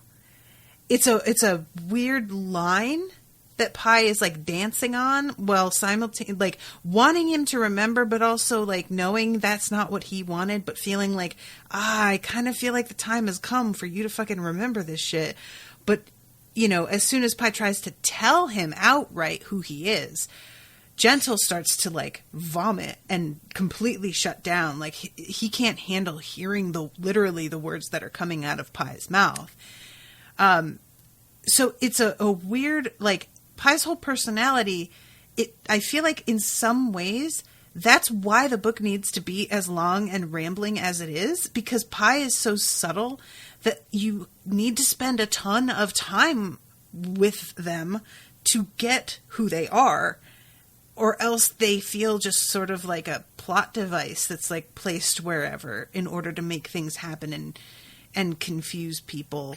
And you'll see Pie less as a full character and more as like, oh, that thing that changed to whatever was really helpful to make this and that happen. Do you get what I mean? In a lot of ways, this story would not work without Pie. Pie is the driving force behind the plot. They just are. Pie is willing to do work that Fury is not willing to do. And I think that he regrets even removing the memories. Yeah, I think so. Because it makes him feel like he's betrayed the universe somehow. But he also knows that it's causing Gentle a lot of distress and physical discomfort to bring them back. And he's the only one that can do it. So he's forced to physically harm this person he loves and cares about for the sake of literally everything else. Like, when they were in the prison. I was about to bring that up. First of all, can we real quick talk about the fucking cradle? Which is the... Yeah, I'd rather not, if that's okay. The sea that the... So guys, here's the moment where I really was like, this book is so much weirder than I was ready for. Yeah. The first moment of me realizing the weirdness was a creature whose head is two cupped hands. Yeah. With blue light flashing between them. That was my first, like, what? Wait, what? Yeah. But then when they reach this, it looks like a sea. From far away, it looks like there are waves that have crested and are crashing onto the shore. Nope. And as they get nearer, it's apparently frozen. Stuff. And, like, just stopped. And they're in a car at this point, and they need to get to this prison because they have heard that somebody that they're looking for is there. Who is it that they're trying to find? The doctor guy. Right. So they get Scopicue, yeah. Oh, right. And so they're trying to find Scopicue, and they get to the edge of this ocean, and it's overcast. It's very, very gray. And they, like, test out the water, and they're like, oh, it's frozen. Well, I guess we can just drive right across this. So I think you're going to get to it anyway. Sorry. Sorry, this is just the worst. They get in their car, they're driving, and the guards on the guard tower that are on, there's an island in the center of this ocean or lake, and on that island is a prison, and there are all these guards watching that once they see that these dudes are driving across, begin to get agitated. And of course, as you are reading this, you assume that they're just like, who the fuck's coming to our fortress? What are you doing? But it becomes clear that that's not entirely why. The sun comes out from behind a cloud, and all of a sudden, both Gentle and Pie start hearing movement in the water. And the water begins to liquefy. And Gentle is like, what the fuck? Wait, it was frozen. Like, what? And then when he looks down, he realizes that's not water. Nope. That is a vat of creatures that for some reason basically turn to stone when they are out of sunlight. But when sunlight hits them, it's like they're weeping angels except with sunlight instead of eyesight. And they become essentially a liquid. They're just a mass of them in what's called the cradle. And the car begins to sink, and Pi manages to jump off and onto the island in the nick of time, but Gentle gets pulled under. And when he gets yanked out of the water, there's no water in there, there's just creatures, he is frozen stiff. And they think he's dead, and he has to project something like his desire at Pi to get Pi to sort of transform in order to signal that he's still alive, but he's basically in like a weird coma paralysis state. He got some of the water. Yeah. So once, like, he's like laying there not quite sure what happened to him, and Pi is like vanishing for periods of time and coming back, and he's laying in bed, and he figures out that he can sort of mentally travel outside of the body that's not doing him any good right now. And he mentally travels and sees that Pi is essentially prostituting himself in exchange for them being cared for and for Gentle being cared for. Prostituting themselves. I keep doing it. And Gentle is like so resentful that he like sends his consciousness like a bullet through the dude that is fucking Pi. And Pi knows that it was Gentle and like comes back up to the room later and is like, what the fuck was that? I was doing this for us, you fuck. I'm trying to help. You're ruining it. Like, they seem to kind of know it was you too. I don't know what this is. And meanwhile, even when you're useless, you're useless. Right? And Gentle finally gets hit with some sunlight and is able to suddenly move a little bit and winds up hawking/vomiting up one of the creatures from the cradle that when he was, quote, drowning, slid down his throat and was like low-key gestating there. Oh, I hate that word. Why'd you have to use it that way? Because it's called the cradle, and he presents to Pi that perhaps at one time or another, men were lowered into this and sacrificed, given up to give birth to more of this creature. Well, they probably deserved it, to be honest. I'm not here to argue with you about that. But it's like, really, that's one of the most unnerving parts of the whole book for me, is that whole paralysis thing, and then this thing coming up out of him, and him not knowing that it's there, and then having like a vague theory that, oh my god, I think I know what happened. Like, he has a dream almost that reminds him that he swallowed something, and that's what puts it in his head to try and get it out. The whole thing is so surreal and so grotesque in its very specific body horror type of way. And the imagination it takes to come up with this lake that's not actually water and that only shifts when the sun hits, like, that is so wild to me and so far outside of anything that I would ever be able to invent. I'm telling you, this is good kush that he is bonkers. Rashawn is correct. Rashawn is correct. He definitely has a closet in his house that reeks of weed and piss. I'm telling you, this is so fucked up and weird. Yep. That I can't even really conceptualize what's happening. And Pi tries to make it better after Gentle like walks in on their payment session or whatever. He's right. Like, no, I have not read that, Rashawn. I have not read The Great and Secret Show. I want to, but I haven't. But Pi tries to like be like, hey, it's fine. He didn't even see me. He was seeing what was it, like his mother or something? His mother, yeah. Like, or a woman who looked like his mother. Yeah, he's like, it's totally fine. Like, he's not into me. He just wants to fuck his mom. And I'm just like, yeah, that's not better, Pi. Yeah, I feel for Pi in a lot of ways, because Pi gets to see the worst of what people want. Pi is like the Pornhub search bar, you know, just like, I don't want to know what the fuck gets typed into that. No, thank you very much. He gets to see what happens when you type in the first letter of something in the search bar of Pornhub, and you get to see like what this person has been searching for, and it's like God damn it. I don't know if I want to be your friend anymore. Literally was on Pornhub the other day and got the weirdest autofill and like screenshot it and sent it to Rashawn and was like, the fuck does this mean? Oh my God. That's...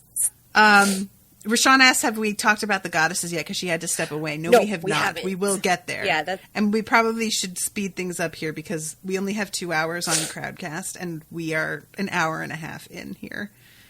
So, okay. Let's talk about the reconciliation that failed, because what it turns out happened is not that Gentle was bad at his job and didn't do this right.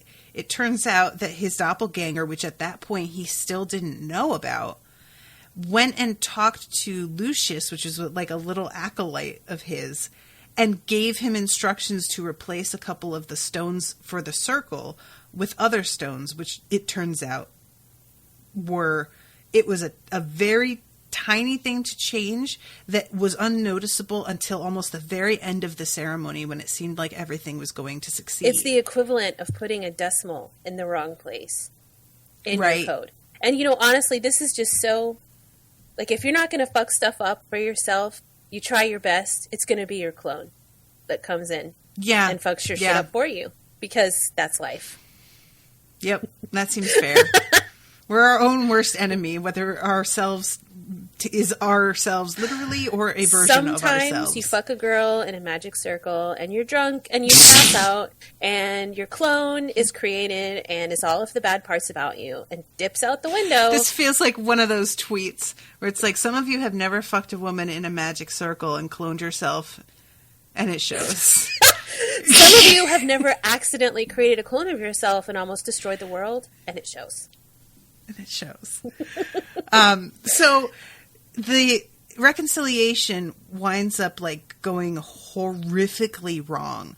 So that when later Pi comes back home again with some new knowledge of who he is and his memories are restored, he runs across the ghosts of the people, the revenants of the people who died horrifying deaths at the hands of Innovo creatures. This is that the best scene. Managed to sneak out. This is, in my opinion, this scene is the best written scene in the entire book, because it's slow. Mm-hmm.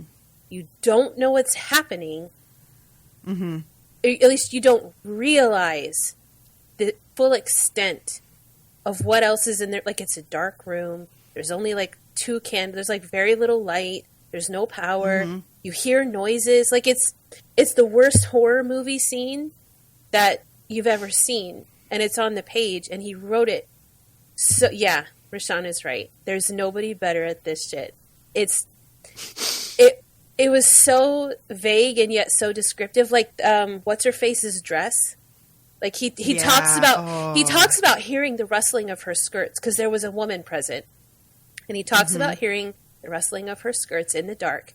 And she, like, at some point, he catches the edge of her skirt in, like, candlelight or moonlight or lightning or... It's something. Candlelight. Yeah. And the skirt gets pulled, and it's like, it gives the impression that she doesn't want him to see her, so her skirt gets pulled away.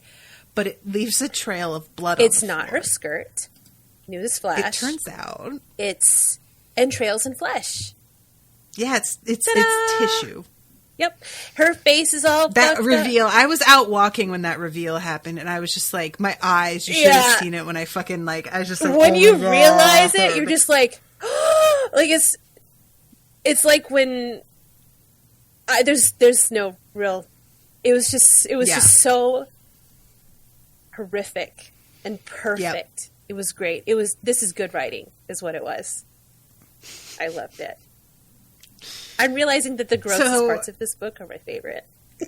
Yeah, well, you're very on brand. It's fine. So what it like comes back to is Judith because once there's a confrontation right before this between Gentle and his doppelganger, Sartori is how we call him. And Gentle comes back to our dimension, has this encounter with these ghosts, is remembering shit that he did. It seems like he sort of gets wiped after this encounter, which is so traumatic, and he winds up in like a park and has to be sort of rescued by Clem, who remembers who he is. And I know that for anybody who hasn't read this, they're going to be like, Clem, because we have not mentioned him. There's so many characters, though, you guys. There's so many people, yeah.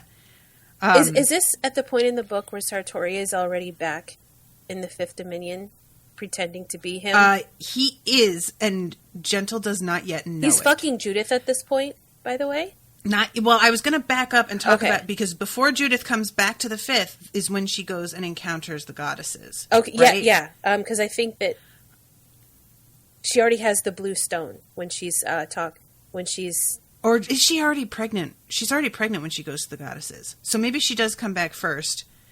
And Rashawn's in all caps. Judith goes back Rashawn is she's the only person who knows what's going on.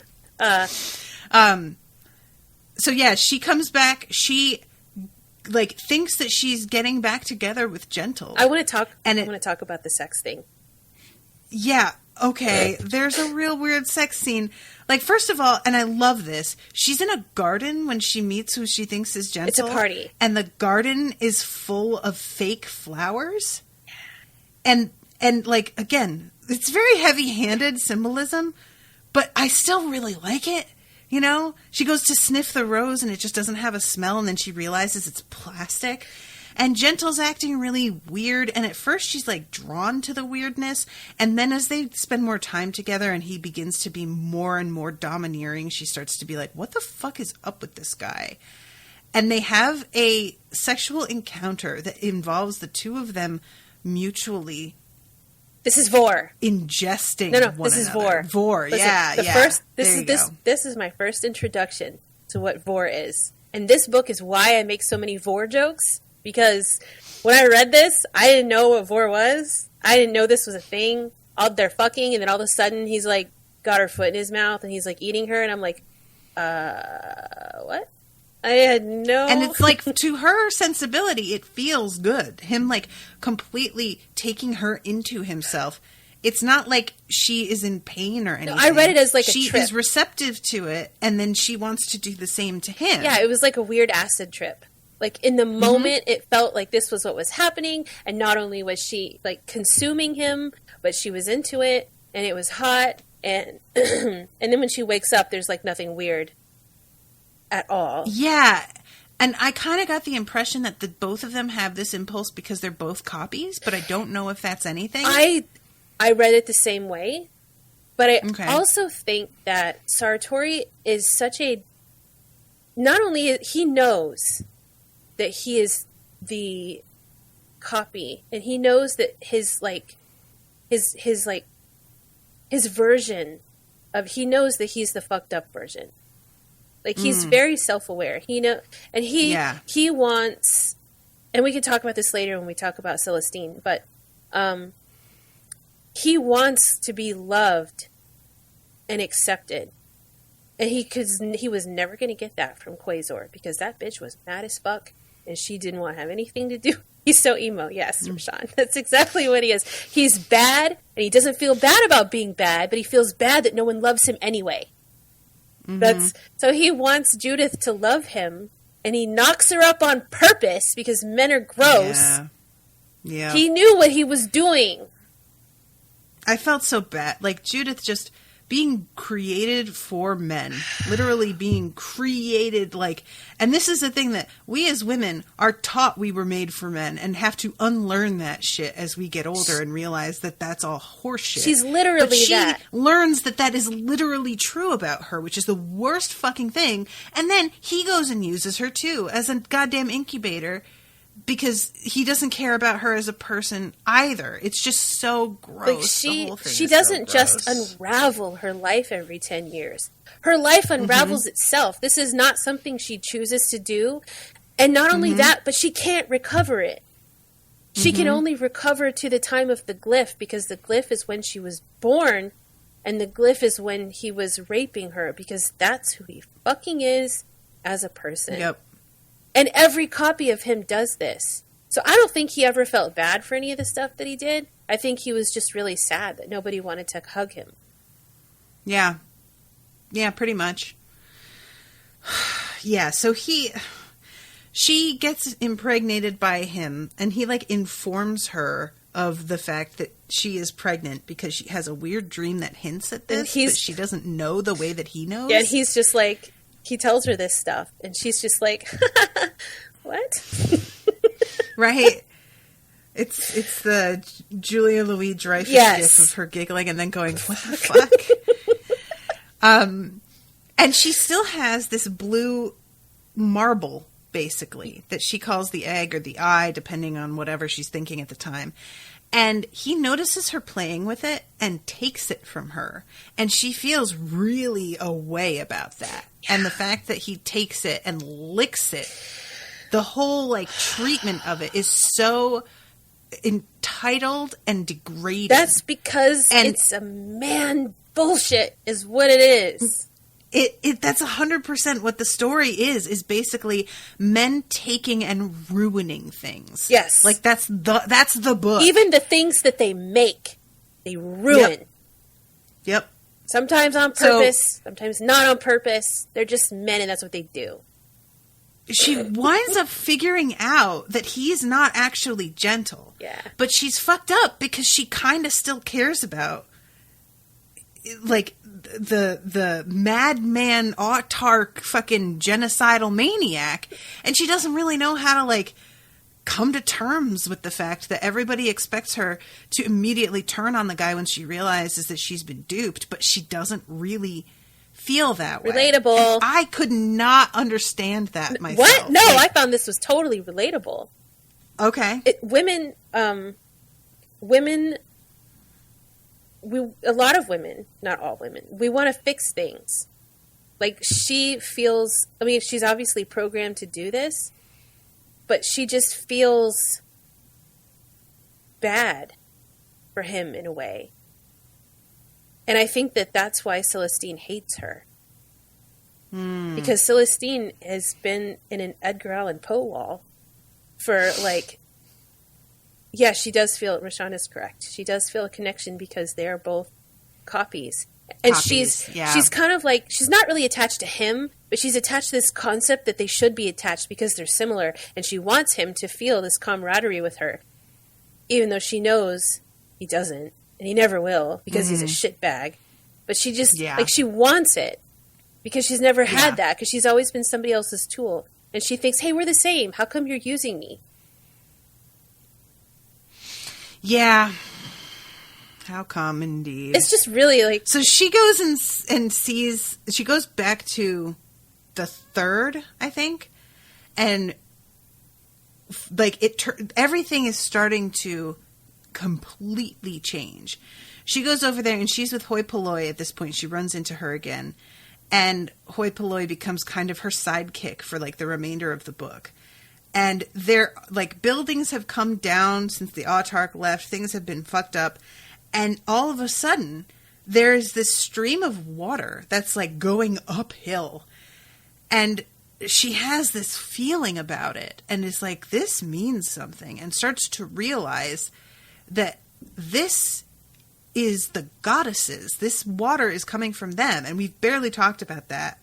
But there has been, throughout, especially Gentle's travels with Pi, stories coming up all over the place about how there were various goddesses that were worshipped here and there that were either, it became punishable by death to continue to worship them in that way. So there's, like, a mass grave that Gentle comes across of all of these women worshippers and priestesses and followers of this particular goddess. And Gentle, like, they are all sort of trapped, and Gentle frees them using a power that he really doesn't understand why he has it. He just manages to free their spirits in a way. And they never explain it to him either, which I think is great. Right, I like that also. Some things we just don't need a backstory. Well, not only that, but, like, he thinks that he's, like, this wizard and maestro, and he thinks that he's in control, and yet he thinks he understands, but he doesn't even know about these goddesses who are just like, no, bitch, can you just sit down? Like, this is so much bigger than you. Right. Can you just, like, do this one thing? We're going to give you this power. Can you just not fuck that up the way you fucked up literally everything else? Great. Answer? No. So Judith goes and she manages to track down the goddesses and finds out from them because there has been a kernel of doubt placed in her head by Dowd, who dies. And right before he dies, he tells her this reconciliation thing is not what he thinks it is. And she's like, the fuck does that mean? So she asks the goddesses and they're like, no, you let him go ahead with that. No, it's fine. Yeah. No, I love it. You do that. And there's one goddess who's really loving and warm and motherly. The other one's not. And then so there's much. another goddess who is like, yeah, I smell it. You fucked him. You slut. I can't believe you're standing here in front of us. You fucked that genocidal ass, and you're gonna fucking come in here with his child in you and try and fucking talk to us like we're equals, like we could just have a conversation right now? I don't think so. On one hand... Meanwhile, poor Judith is like, what? Shut up! Like, on one hand, that's super gross, because Judith is clearly not enlightened yet. But on the other hand, it's totally understandable. These women are sick to death of this bullshit. Yep. And they know what's coming. And they're just like, all right, you go ahead and see what happens when you light that fuse. I can't wait. That goddess, and I don't remember which, I think she's Tishalelu. I think so. Tishalelu is like the tough love friend who you say you're going back to your ex. And she's basically like, you do that and we're not friends. Like, I love you, and because I love you, I'm gonna dump you because I don't want to fucking be around for this shit. I've been that friend. You gotta be sometimes, like, to be honest. And they have another encounter a little bit later in which she's like trying to see them, and she finally gets like a real good look at Tishalelu's face. And Tishalelu realizes that Judith can see her and makes her face become like this decayed horror show for a second just to fuck with her. Candace is wrangling. Go on. Do you need a pause? Okay. But yeah, she can sense that Judith can see her, and just to mess with her, just makes herself look like she's rotting and covered in maggots and stuff. She is petty. So Judith like pulls away and is like, and Tishalelelu's kind of like, yeah, shut up. You don't get to look at me. Fuck you. I was just like, good Lord. Okay. This is so great. I do want to give Barker credit for this, because I really think that he just kind of like upends this concept of what a goddess should be. And while there's some problematic things that they're saying, but they're not wrong. Like, they're really hard on Judith, but they need her to understand. Yeah. We literally do not have time to be nice to you about your feelings. You're the copy, but bitch, you're the only one we got. So, and we're all you got. So you're going to have to suck it up and deal with it. So she goes back, and she's meant to sort of like let it go and let him continue with the reconciliation. She's not going to do that. And fucking Sartori, I keep wanting to call him Santini, he shows up and again plants the seed of doubt in her mind that this is going to destroy them all. And she doesn't understand that he's just using her as a means to get Gentle out of the way so that he can do this shit himself. Because he is so desperate to be loved, despite the fact that he is absolute trash, that he will take this Armageddon starting job for himself so that he can make his daddy proud, which is what it comes down to. Yeah, because... Now, let's talk about his daddy. Well, yeah. We only have 15 minutes left. Sorry, this was so much. Celestine is the woman who was tied up in the basement of the tower. She is so mad. She winds up being freed, and she's the one who essentially kills Dowd, right? Right out the gate, this bitch is hella mad. She doesn't care. And Dowd specifically is the one who got her into this. So she has some bones to pick, and she picks them. Okay, so wasn't she, like, about to die? Or something? Or no, she was watching a hanging. No, okay. No, I know what you're thinking, but you got it mixed up. So she's really dismissive of Judith, and Judith doesn't understand why this woman hates her so much.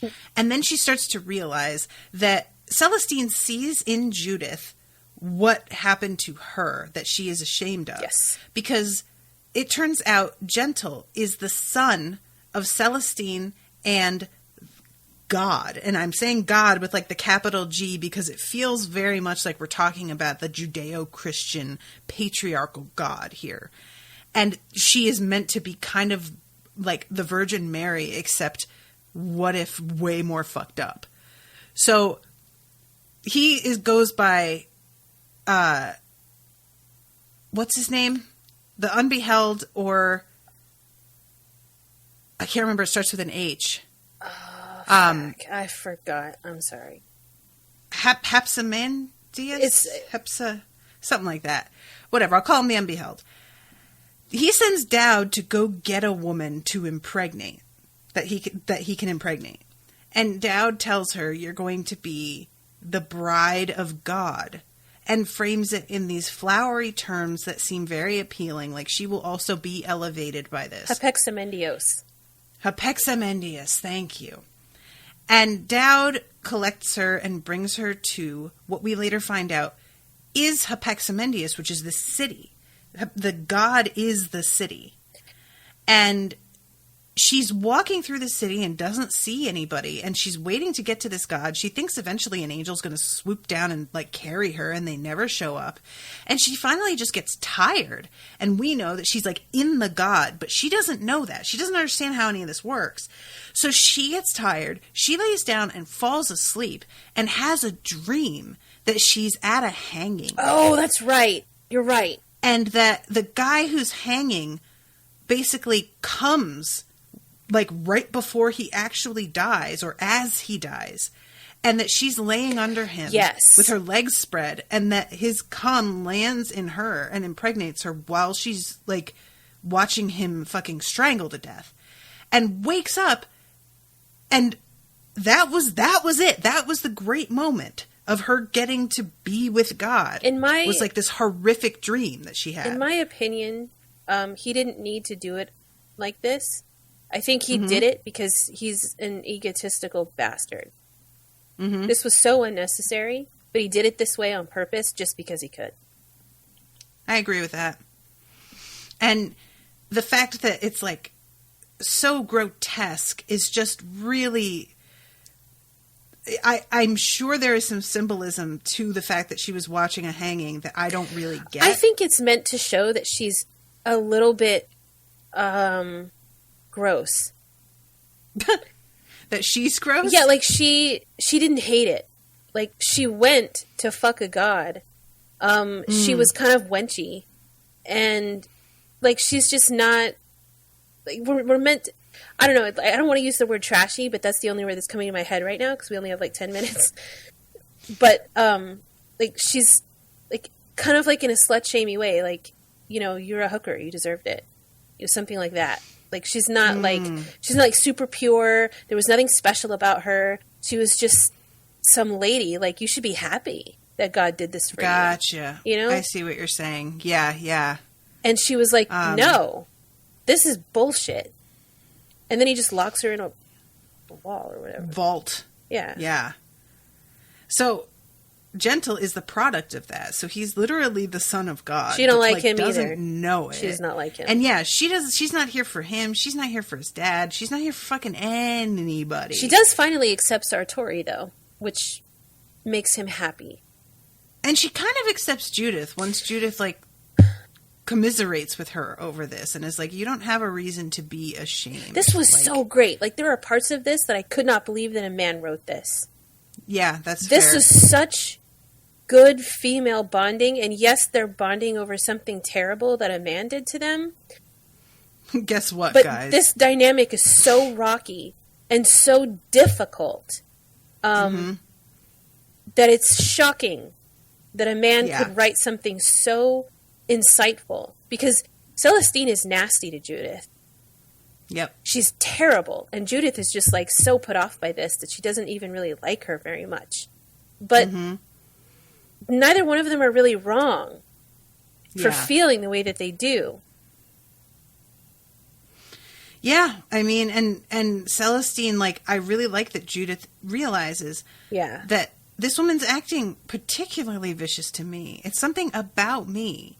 And then zeroes in on what it was that Celestine said about her the first moment they met, and she realizes, like, what it is. She takes it and she learns from it and she applies it, and holy shit. Right? You know? So, she, like, Sartori shows up. He, like, fucks Gentle up real bad, and Gentle gets basically taken out of the picture for the next, like, couple weeks. The beasts that he's able to summon are impressive as fuck. Like, like people are just like, whoa, it's pretty clear what you've been doing for the last 100 years or whatever. Like, the tigers or whatever. Like, in my head, they were, like, scary tigers because they're described as sort of, like, feline-like. Yeah. These are, like, super beasts. Like, whatever Oscar pulled out of there to resummon Dowd, not the same level. Child's play. Yeah, that's trash. Yeah. This is high-speed nasty.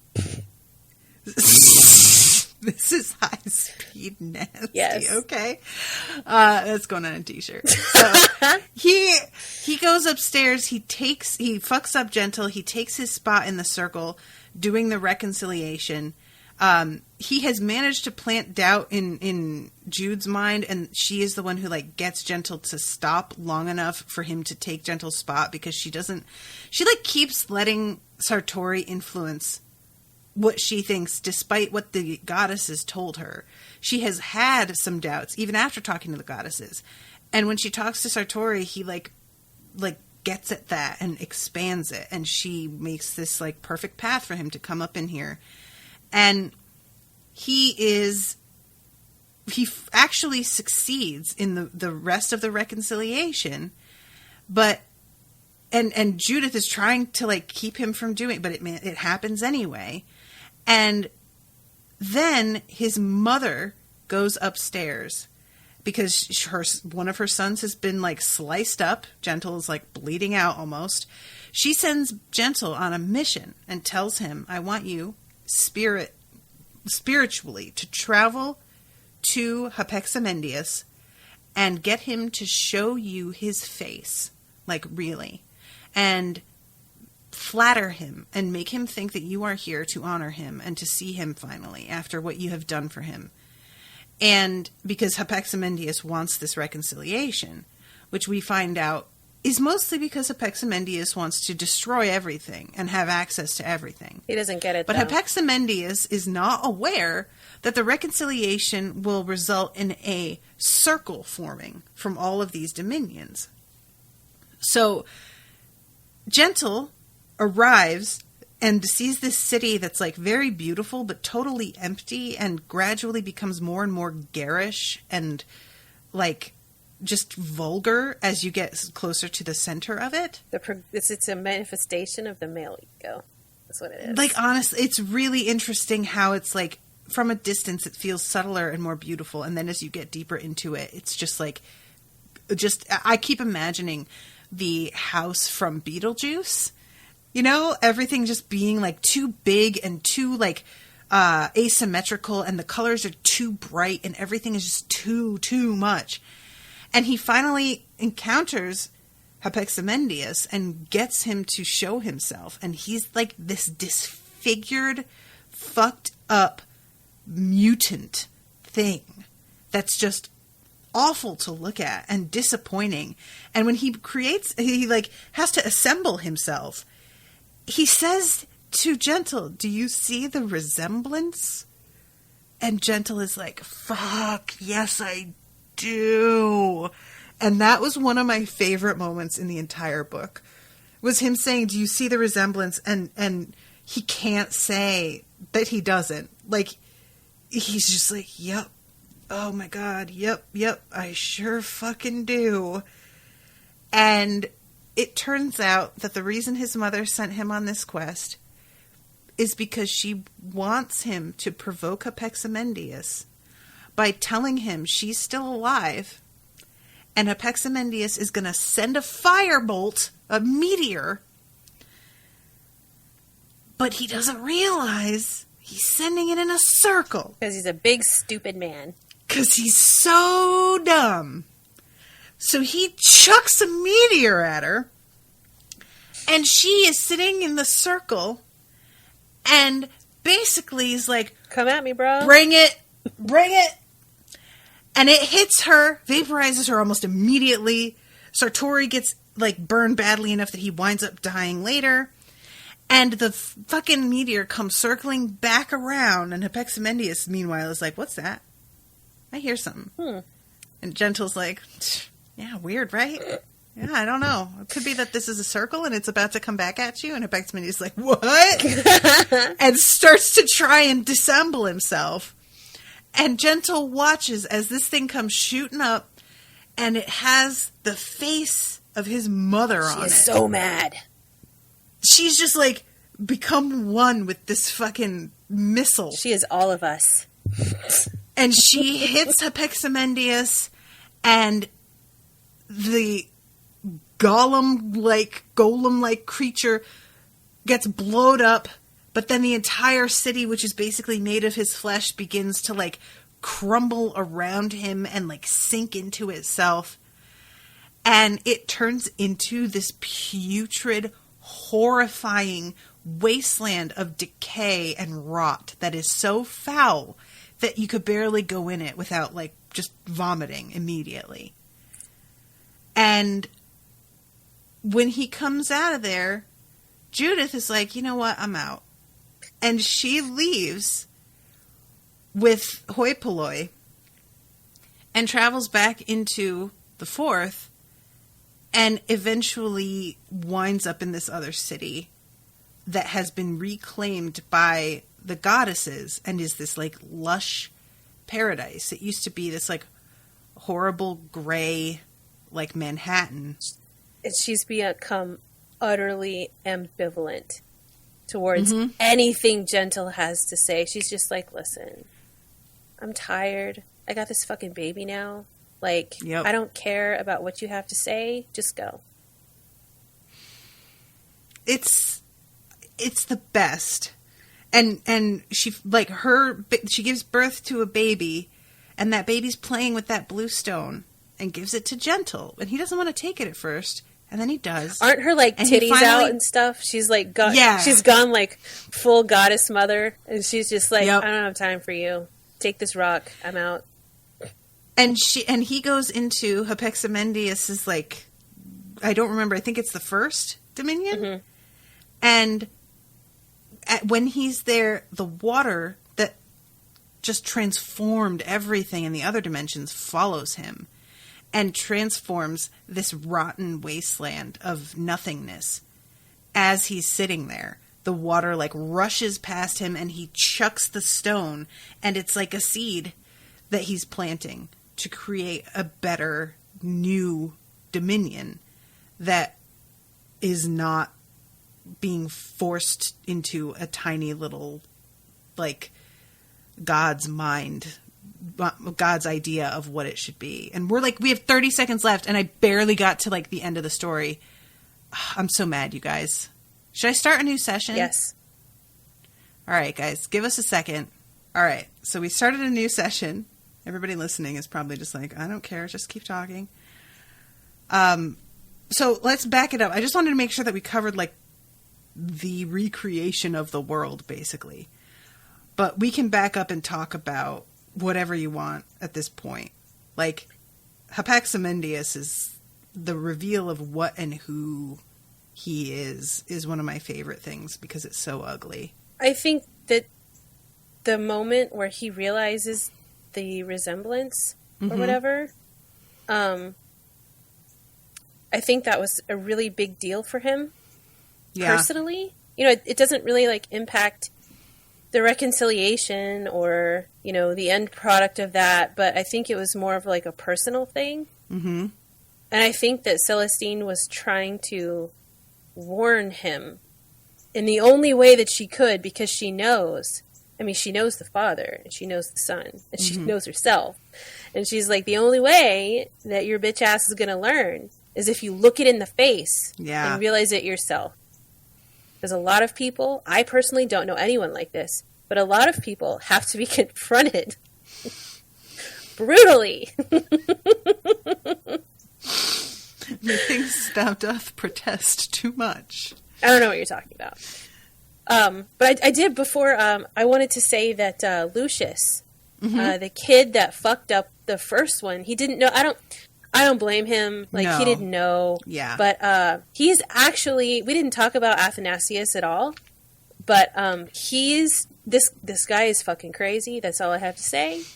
I don't think he's Jesus. I think he's just a lunatic who read the Bible while stoned. Yeah, I think that's fair.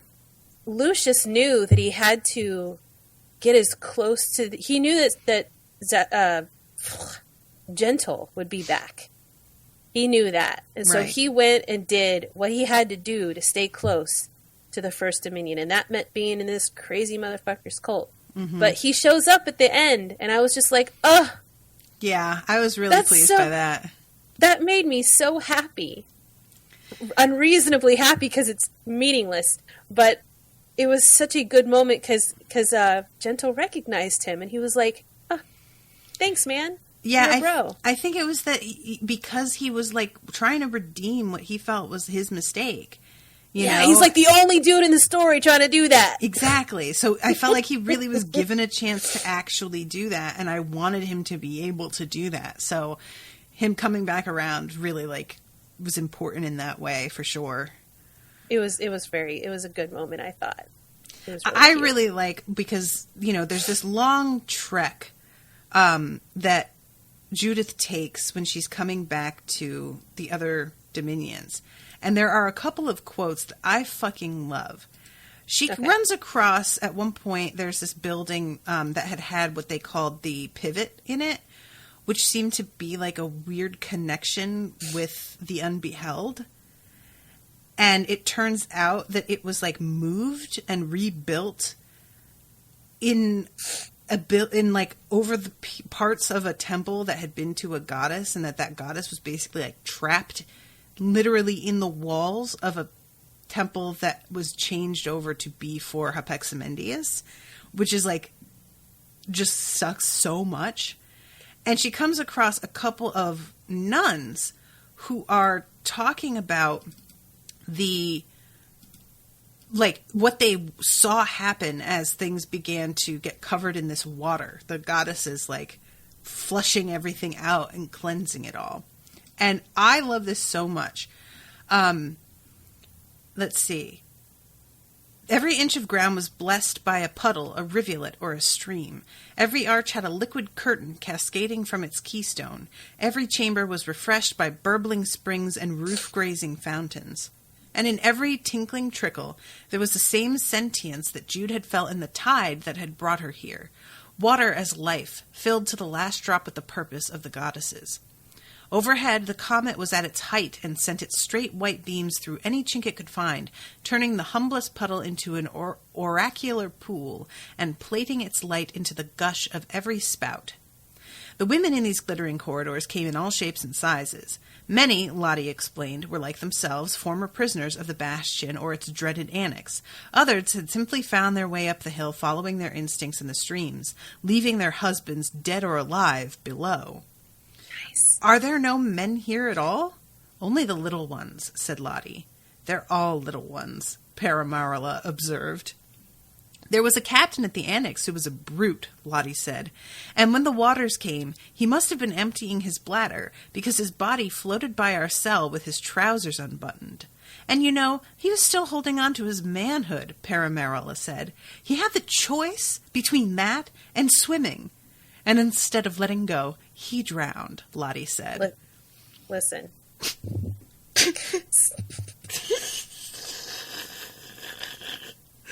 Oh my God. Is it subtle? No, it's not. I don't care. It's so good.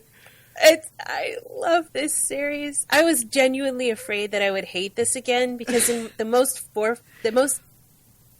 thing that I remembered most was how much this story is about male ego and how they think they understand a thing. Mm-hmm. And so they try and create and change, and they call themselves Maestros, and it's just so heavy-handed. Yep. And yet they didn't really understand any of it. And the women who get the things done are not really kind and helpful at all. No. They're mean and they're mad and they're right to be so. Yep. Because they're tired of this shit. And the way, like, one of the things that I really loved was how she was hidden, like Celestine was in a wall. You know, the goddesses had been driven like further into, like they're like inside of mountains, they're inside of walls, and all Hepexamendios has really done is replace the drywall. Yeah. And he thinks this is good enough. And it never occurs to him that it's not. Right until the very end, when Celestine's face is in his, literally exploding, he's like, ah. and I guarantee you that when he's just like, oh, it's not, even in that moment, he still probably didn't get it. No, I doubt it. Highly doubt it. Rashawn says the whole book is about how men completely lack the ability to truly understand the world around them, and their complete lack of humility about it. Amen. It's true. Amen. This book is so great. I'm so happy that I didn't hate it, because I was afraid that I would. But I just... And then there's another part that I've highlighted when Jude like meets the goddesses and she learns about the circle, and the goddess says, "The dominions were never meant to be divided this way. That was the work of the first human spirits when they came into their terrestrial life. Nor was there any harm in it at the beginning. It was their way of learning to live in a condition that intimidated them. When they looked up, they saw stars. When they looked down, they saw earth. They couldn't make their mark on what was above, but what was below could be divided and owned and fought over. From that division, all others sprang. They lost themselves to territories and nations, all shaped by the other sex, of course, all named by them. They even buried themselves in the earth to have it more utterly, preferring worms to the company of light." This metaphor. My God. That's a lot. That's a lot to unpack right there. Can we talk about the mischief level in the city? Or the tier? Or whatever? The tier? I forget what they're called. Isorder X has like different... Oh, like the cast? Yeah, like... Yeah. Sure. Pi goes there, and he's already told Gentle that he's a bit of or that they are a bit of an outcast, because mischiefs usually do one of two things. They can be assassins, or they can be whores. And it's preferred in their societal structure that assassins is the more respectable path. They don't really encourage the whoring. Yeah. Because they're already, like, their race is already, like, symbolically and literally, they're being used.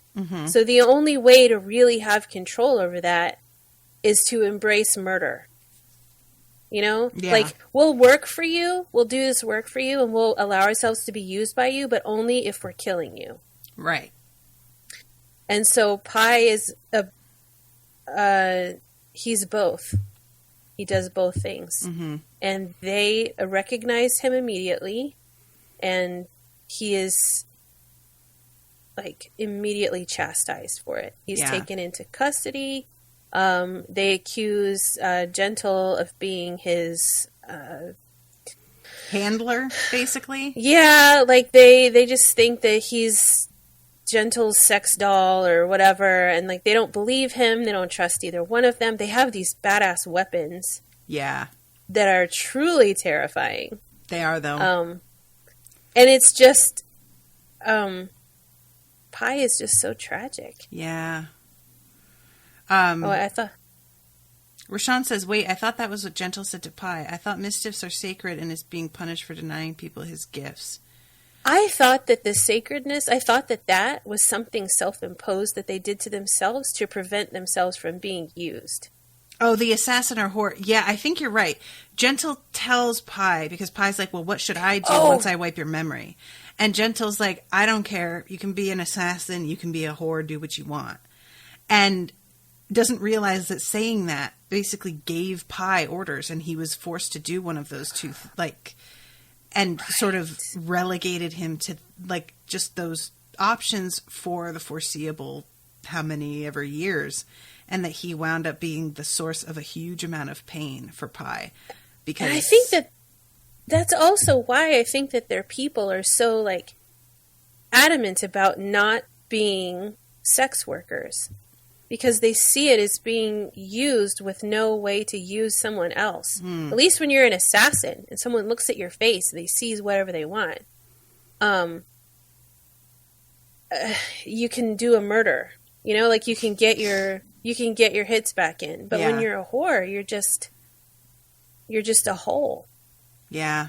At least that's how I personally interpreted it as. Yeah, and I'm not we're not trying to say this about sex workers, guys. Just FYI. No. We're just saying the way that they are interpreting that work, they have their hang-ups about that because they feel like it robs of agency, I think. Yeah, because they can't control this. They can't really control how other people see them. Mm-hmm. And they're going to be used by other humans regardless. Yeah. So it's better to control the narrative and say, I'll be your assassin, but I won't be your whore. You can use me in this way because I'm going to kill you later. But the recourse is not the same if you look at it in the other way. Oh, Rashawn is saying, remember, Pi belongs to Gentle. He's his familiar. Gentle summoned Pi out of the Innovo. Right. I keep forgetting about that because we don't see that happen. We just get told about it later. So I keep forgetting that's he keeps calling him his familiar. I think Pi was... How did he get there? Does Rashawn remember? Was he sent there? Was he being punished? Because I remember part of the conversation that he had with his people, he was not supposed to be there. Mm-hmm. And he was yanked out. Do you remember, Rashawn? A man told Pi he could take him to the Fifth for fun. Okay. Oh, right. I remember Pi telling this story to his people now. I keep doing the male pronouns. I'm sorry, guys. He did... sorry, I keep doing it too. It's because in my head, Pi looks like a man. Mm-hmm. He did. So he did something stupid, and it was considered dishonorable. Pi was like, "Yeah, all right, I'll go party," and then never got to come back. And when he tells his people that, they're like, "You fucking moron! Of course you weren't going to be able to come back." And Pi is like, "I know that now. I was just a kid, pretty much, Yeah, it was a big fuck up. Yeah. And Pi turns out to be the last of the mischiefs as well. The very last one. Yeah, there's a lot of there's a lot going on there. Yeah. And they're very upset with him because he's just they feel like he's wasting himself. Mm-hmm. Which I guess is understandable given the circumstances, but they're not nice to him at all. No. Yeah. The whole vibe is pretty much we're sending you to your death to do this thing because we just don't really want you around, so we figure we can make some use of you before you Rashawn says are taken out of our sight forever, essentially. She says that they feel a sense of ownership of Pi. I could see that. Which I think that's also true because I think that it all ties into the fact that their species or their race or whatever, they're so often used as tools, and it's really important for them to nail it into the heads of their children. Don't let other people do this to you. Yeah. We need to make you understand that you don't belong to them. Mm-hmm. You belong to yourself. You belong to us as a collective. Mm-hmm. And you better fucking appreciate it, or we're not going to be nice to you at parties. We're going to use our weird lightning weapons against you. Yeah, those were so neat. Yeah. If I could have any fantasy weapon, it would totally be that. Because it's scary and unexpected. Yeah. Yeah. For both of those things are true. Okay, so I'm wanting to make sure that we cover all of the little things that I wanted to mention.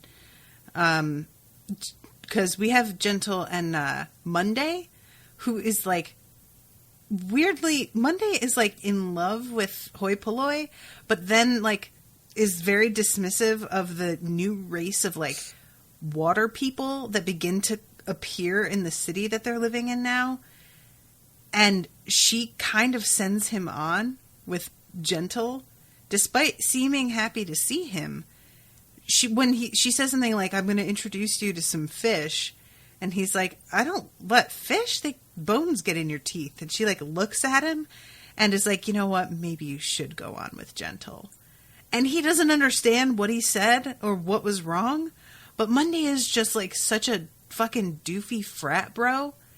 This whole interaction with all of the like the new land around him and the way, like, he just has no sensitivity to any of this at all.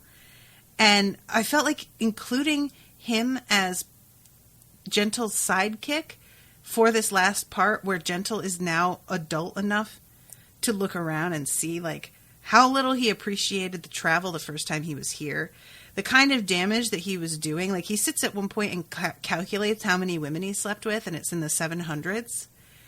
And all of these different moments of him coming to terms with who he really was. You know what I mean? Yeah. He has a lot of stupid assistants, to be honest. Well, I think that's the point, though, is what I'm saying, is that he has somebody who's like a young, dumb dude to sort of show the growth that he has gone through. Yeah. You know what I mean? Yeah, I think Monday existed to showcase that Gentle is definitely not the same person that he was before. Yeah. And I think that maybe he recognizes when he looks at this dumb shit that this other guy is saying, he's like, wow, I totally would have said that. Mm-hmm. Which I suppose is good growth. Yeah, I found Monday very irritating, but I appreciated that that Gentle has, because Gentle just felt so frustrating so many times. I mean, there's this whole through line in the book of him being like, I'm the son of God, I'm the reconciler, I'm the one, and just assigning himself this importance that to a degree I can't even blame him for, because when you find out you're literally the offspring of a god, how do you not let that go to your head at least a little bit, you know? He did. He said but he doesn't really want to do any of this anymore. No. His priorities have changed. He wants to make things right as best he can, but only so that he can chase after pie. But that's like, even when he's doing all of, he's still got that voice in his head that's calling him the reconciler with like a capital R. Even when he's doing things for better reasons, there's still a real sense of self-importance and like the weight of the world is on me. And so what I love so much about how this ends is, one, Hypexamendius dies because his mom sends him on an errand. Like, his mom is just like, go talk to your father. And then sets this, and she doesn't tell him what she's doing. She doesn't like let him know. She just has him go. And that's what happens with Judith. Just goes, and too. He just goes. And later on with Judith, like, it's not only Judith who sends him on this errand, but her daughter, her baby, her literal baby child, makes him take the blue marble.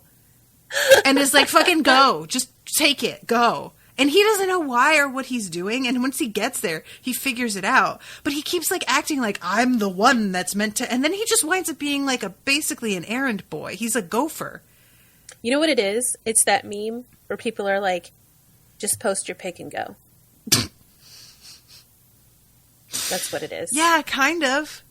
You know, like, just shut up, stop talking, stop thinking, and do the thing we told you to do for a second. Just, it's not about you. Congratulations, you know, on being not useless for 5 minutes. You managed to get this one thing mostly right. It's still pretty fucked up because this is like the second time you had to try it. Yep. Where we're going to let that go for the most part, as long as you go, too. And I was also like, I was kind of surprised at how this maid, because she names her baby Huzzah, which is adorable because Huzzah was a little girl that he had in his care for a time, and she winds up getting raped and murdered by this horrible creature. It's the worst. That was so terrible. Huzzah was genuinely good. Mm-hmm. This little girl, her dad was the doctor in the prison. And he sends, wasn't he? No, her dad was one of the officer's daughters. That's right. Yeah. Okay, I had the prison part right. He sends, the second in charge. He was an important guy. Mm-hmm. He sends Huzzah with them because he thinks that they can get her out. Because she has prophetic powers, which is like against the law. Yeah, the only reason that she was allowed to stay is because he promise that he could like keep her under control or something like that. He was done real dirty, and he needed to get her out, and he thought that Gentle and Pi could keep her safe. Mm-hmm. And then and to Gentle's credit, he does feel a great deal of responsibility mm-hmm. regarding Huzzah, and he does do his best. He does to take care of her, but he can't save her. Mm-hmm. And she dies in the worst way right in front of him. Mm-hmm. And that guilt is enormous. Yeah. So I think that along with, the responsibilities, I don't ever think that for Gentle, it was never the responsibility of just saving the universe. For him, I think it was just his personal, he just felt so much guilt for everything that he fucked up. Mm-hmm. I think that he did also feel guilty for what he had done to Judith. Yeah. Agreed. Which, saving the universe or getting rid of like a disgusting god on an island is like good and all that. But it's, despite his still being an egotistical moron at the end. Yeah. I think that he did at least come to some point in his head where he was like, God, I have really fucked up a few times. Mm-hmm. And I'm feeling things about it, and there's like more than one feeling that I'm having, which is confusing because I have the emotional depth of a bowl of oatmeal. But I think maybe I'm going to make a good choice this time. Oh, Judith wants me to leave now. Okay. Right. Bye. Oh my God, I love it. Just so great. She's like, all right, well, and she just like gets up and walks out. And and meets up with her new silver husband that's like a fish. And she's just like, I don't need you back. We don't need to come back here ever again. I don't need to see you ever again. I'm fine. Because he tries to be like, well, am I going to see you? And she's like, why? We're done. We made amends. I'm done. And I kind of was like, all right, with your Judith, copies. Thank you. I had some weird Vore sex with your copy. Right. And he saddled me with this baby. Looking at you, frankly, pisses me off. Mm-hmm. So, if you could just go, that would be great. And I love that the baby is like a force for good in the end, because I was kind of feeling a way about her being impregnated against her will and then actually carrying the child to term. And I was like, are we really doing this? But that's played better here than I thought it would be. The child is... I think sentient is the wrong word because humans are inherently sentient. Right, but just more aware for her age than a child normally is. So it's not like some screeching, squalling child that she has to take care of that's going to remind her of all of this every day. Like, the kid is obviously special. Mm-hmm. But that's what I meant before when I said that when men a lot of times write female freedom, when they're trying to escape a literal circle of a narrative they didn't create, that they were just literally pushed into, the escape is weird. Yeah. Because she's not really escaping anything. She still has to raise this baby that she didn't ask for. I think that's a pretty, true to life depiction of what escape, in quotes, frequently looks like, which is that it doesn't look like escape. No, it doesn't, because we still, when men think about what escaping patriarchy means to women, they still see us married as mothers. Mm-hmm. They still see us raising their children. Like, they don't understand why we wouldn't want that, as well as having spending money. Right, yeah. You know what I mean? Yeah. Like, I bought you this new washer, and you can now, read a BuzzFeed article on your lunch break now. Yeah, the only Why don't you feel free? That I feel like this feels different and better is because Judith has never been able to have a relationship on her own terms before. Like, she's finally been freed of this compulsion. And so, but it would be nice if there wasn't any need for a relationship at all. If she was able to just raise her child or not and be alone and have that be her freedom, is no men in her life anymore at all. But I think what makes it okay is that A, the kid doesn't seem like a typical infant, mm-hmm. and B, she dismisses him. Yeah, that's true. And he actually goes. Yeah. Like, she says, I don't want you here. Mm-hmm. Go. So he leaves, and it's weird. Like, the whole fish thing is weird. The fact that she lives on a mountain with her titties out is weird. Like, all of this is weird, but she's choosing it. Right. And it's shitty because she's still in the spin cycle, but she's making her own choices, even though they're objectively weird. So there's one thing that I want to talk about because I don't really get it. We have at the end, because there's this whole like through line, Nisi Nirvana keeps being brought up, and that's what he says to Hypexamendius that gets him going, wait, what did you just say?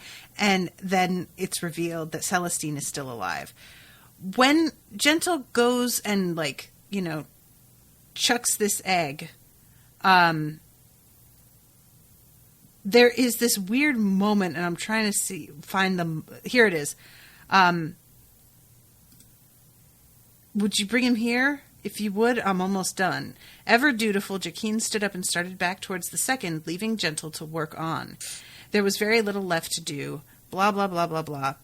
And then the ground was too newly made to be solid and threatened to crumble away beneath his weight, but he peered over as far as he could, and what he saw and what he heard were enough to make him retreat from the edge, kneel down in the dirt, and with trembling hands start scribbling a message to accompany the maps.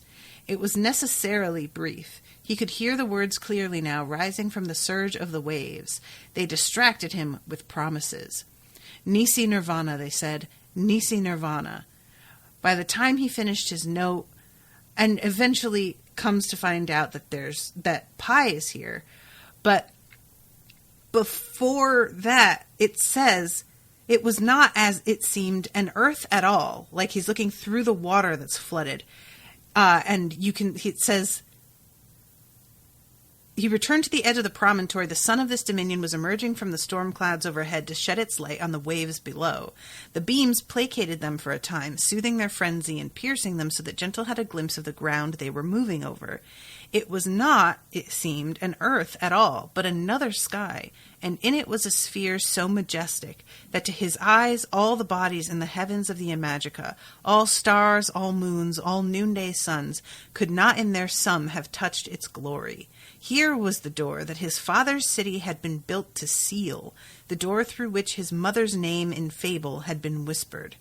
It had been closed for millenniums, but now it stood open, and through it a music of voices was rising, going on its way to every wandering spirit in Imajica, and calling them home to rapture. His mother is supposed to be from there? Because he says that here. Here was the door that his father's city had been built to seal, the door through which his mother's name in fable had been whispered. Or is it just supposed to be heaven, and her name, Celestine, means heaven, and that's what that's supposed to... It's just about her name and not her. And, like, it's the whole... It feels as if he's saying, Hypexamendius was trying to keep people from reaching heaven. Like, this city was built over this to seal it away. But I don't understand why, like, what the objective was there, what the fear was that Hypexamendius had of this place. I wish there was more about that, because... Oh, sorry, Rashawn is saying... Remember they talk about how spirits have nowhere to go. Yeah, I know that. Like, because eventually the spirits go there, and that's like a really heartbreaking goodbye between Clem and Taylor. But But I don't understand Hypexamendius' goal in sealing this away. I understand sealing away the goddesses and outlawing their worship and all of that because he is threatened by them and wants to rule the dominions. But what does he get out of ghosts not being able to leave and everything? Like, I don't really know that all of those details matter to him. I think, in my opinion, this all has to do with his misunderstanding of what is essentially the shape of the universe.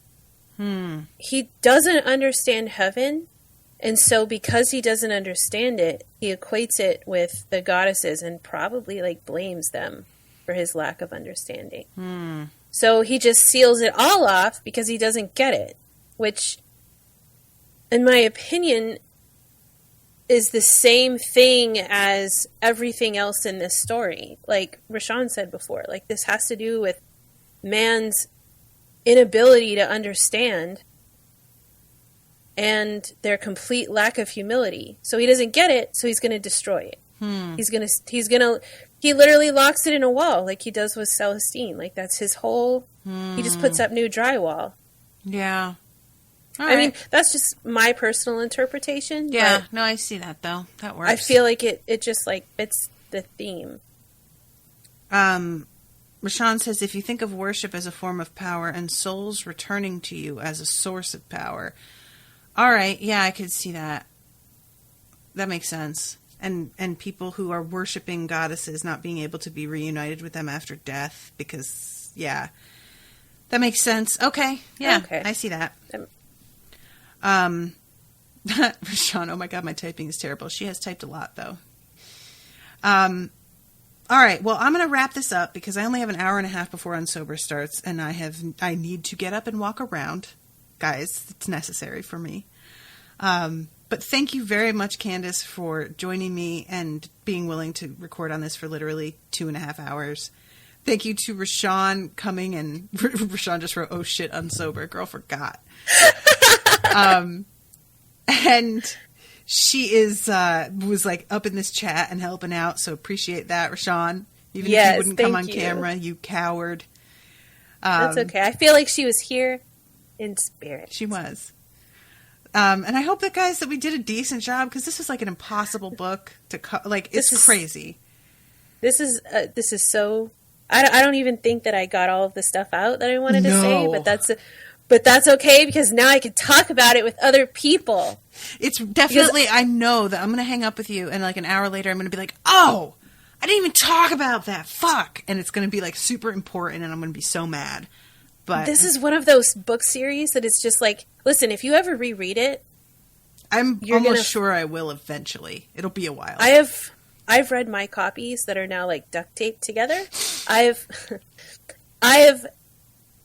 read this series 5 times, 6 including this time. And every single time I find something else and I'm like, holy shit, how did I miss this? Yeah. Well, there's a lot. It's easy to miss stuff. Like, it's part of why I wish I didn't have to go so fast to get it done for this, but the world building is so impressive. Yeah, it is. Anyway, I'm totally going to read The Great and Secret Show now, Rashawn. And Rashawn says her copies are duct taped, too. Yes. And she says, be ready to keep talking about this on Unsober, Natasha. Maybe. I don't want to spoil people, but we'll see. All right, guys. I have to go, but thank you all so much again. I hope you enjoyed it. We'll see you in October, November with James and the Giant Peach. I don't think I announced this, actually, on here, but I'll post a separate announcement. Y'all will see. Spoiler alert, book club's going to be going away. I'll get back at you about that. I'm happy, though, that before book club died, me and Rashawn finally got you to read this monster of a book. She said that also. Guys, she's just like, I just needed this to be done before you stopped. It's been like 2 years. I think if Rashawn can confirm it, it's been like 2 years that we've been trying to get you to read this book. And here we are at the end, what I'm going to call the epitome of your book club. You're welcome. Yeah, Everybody else is you're welcome. You can thank me and Rashawn on Facebook. All right, guys. Toodaloo, motherfuckers. Bye.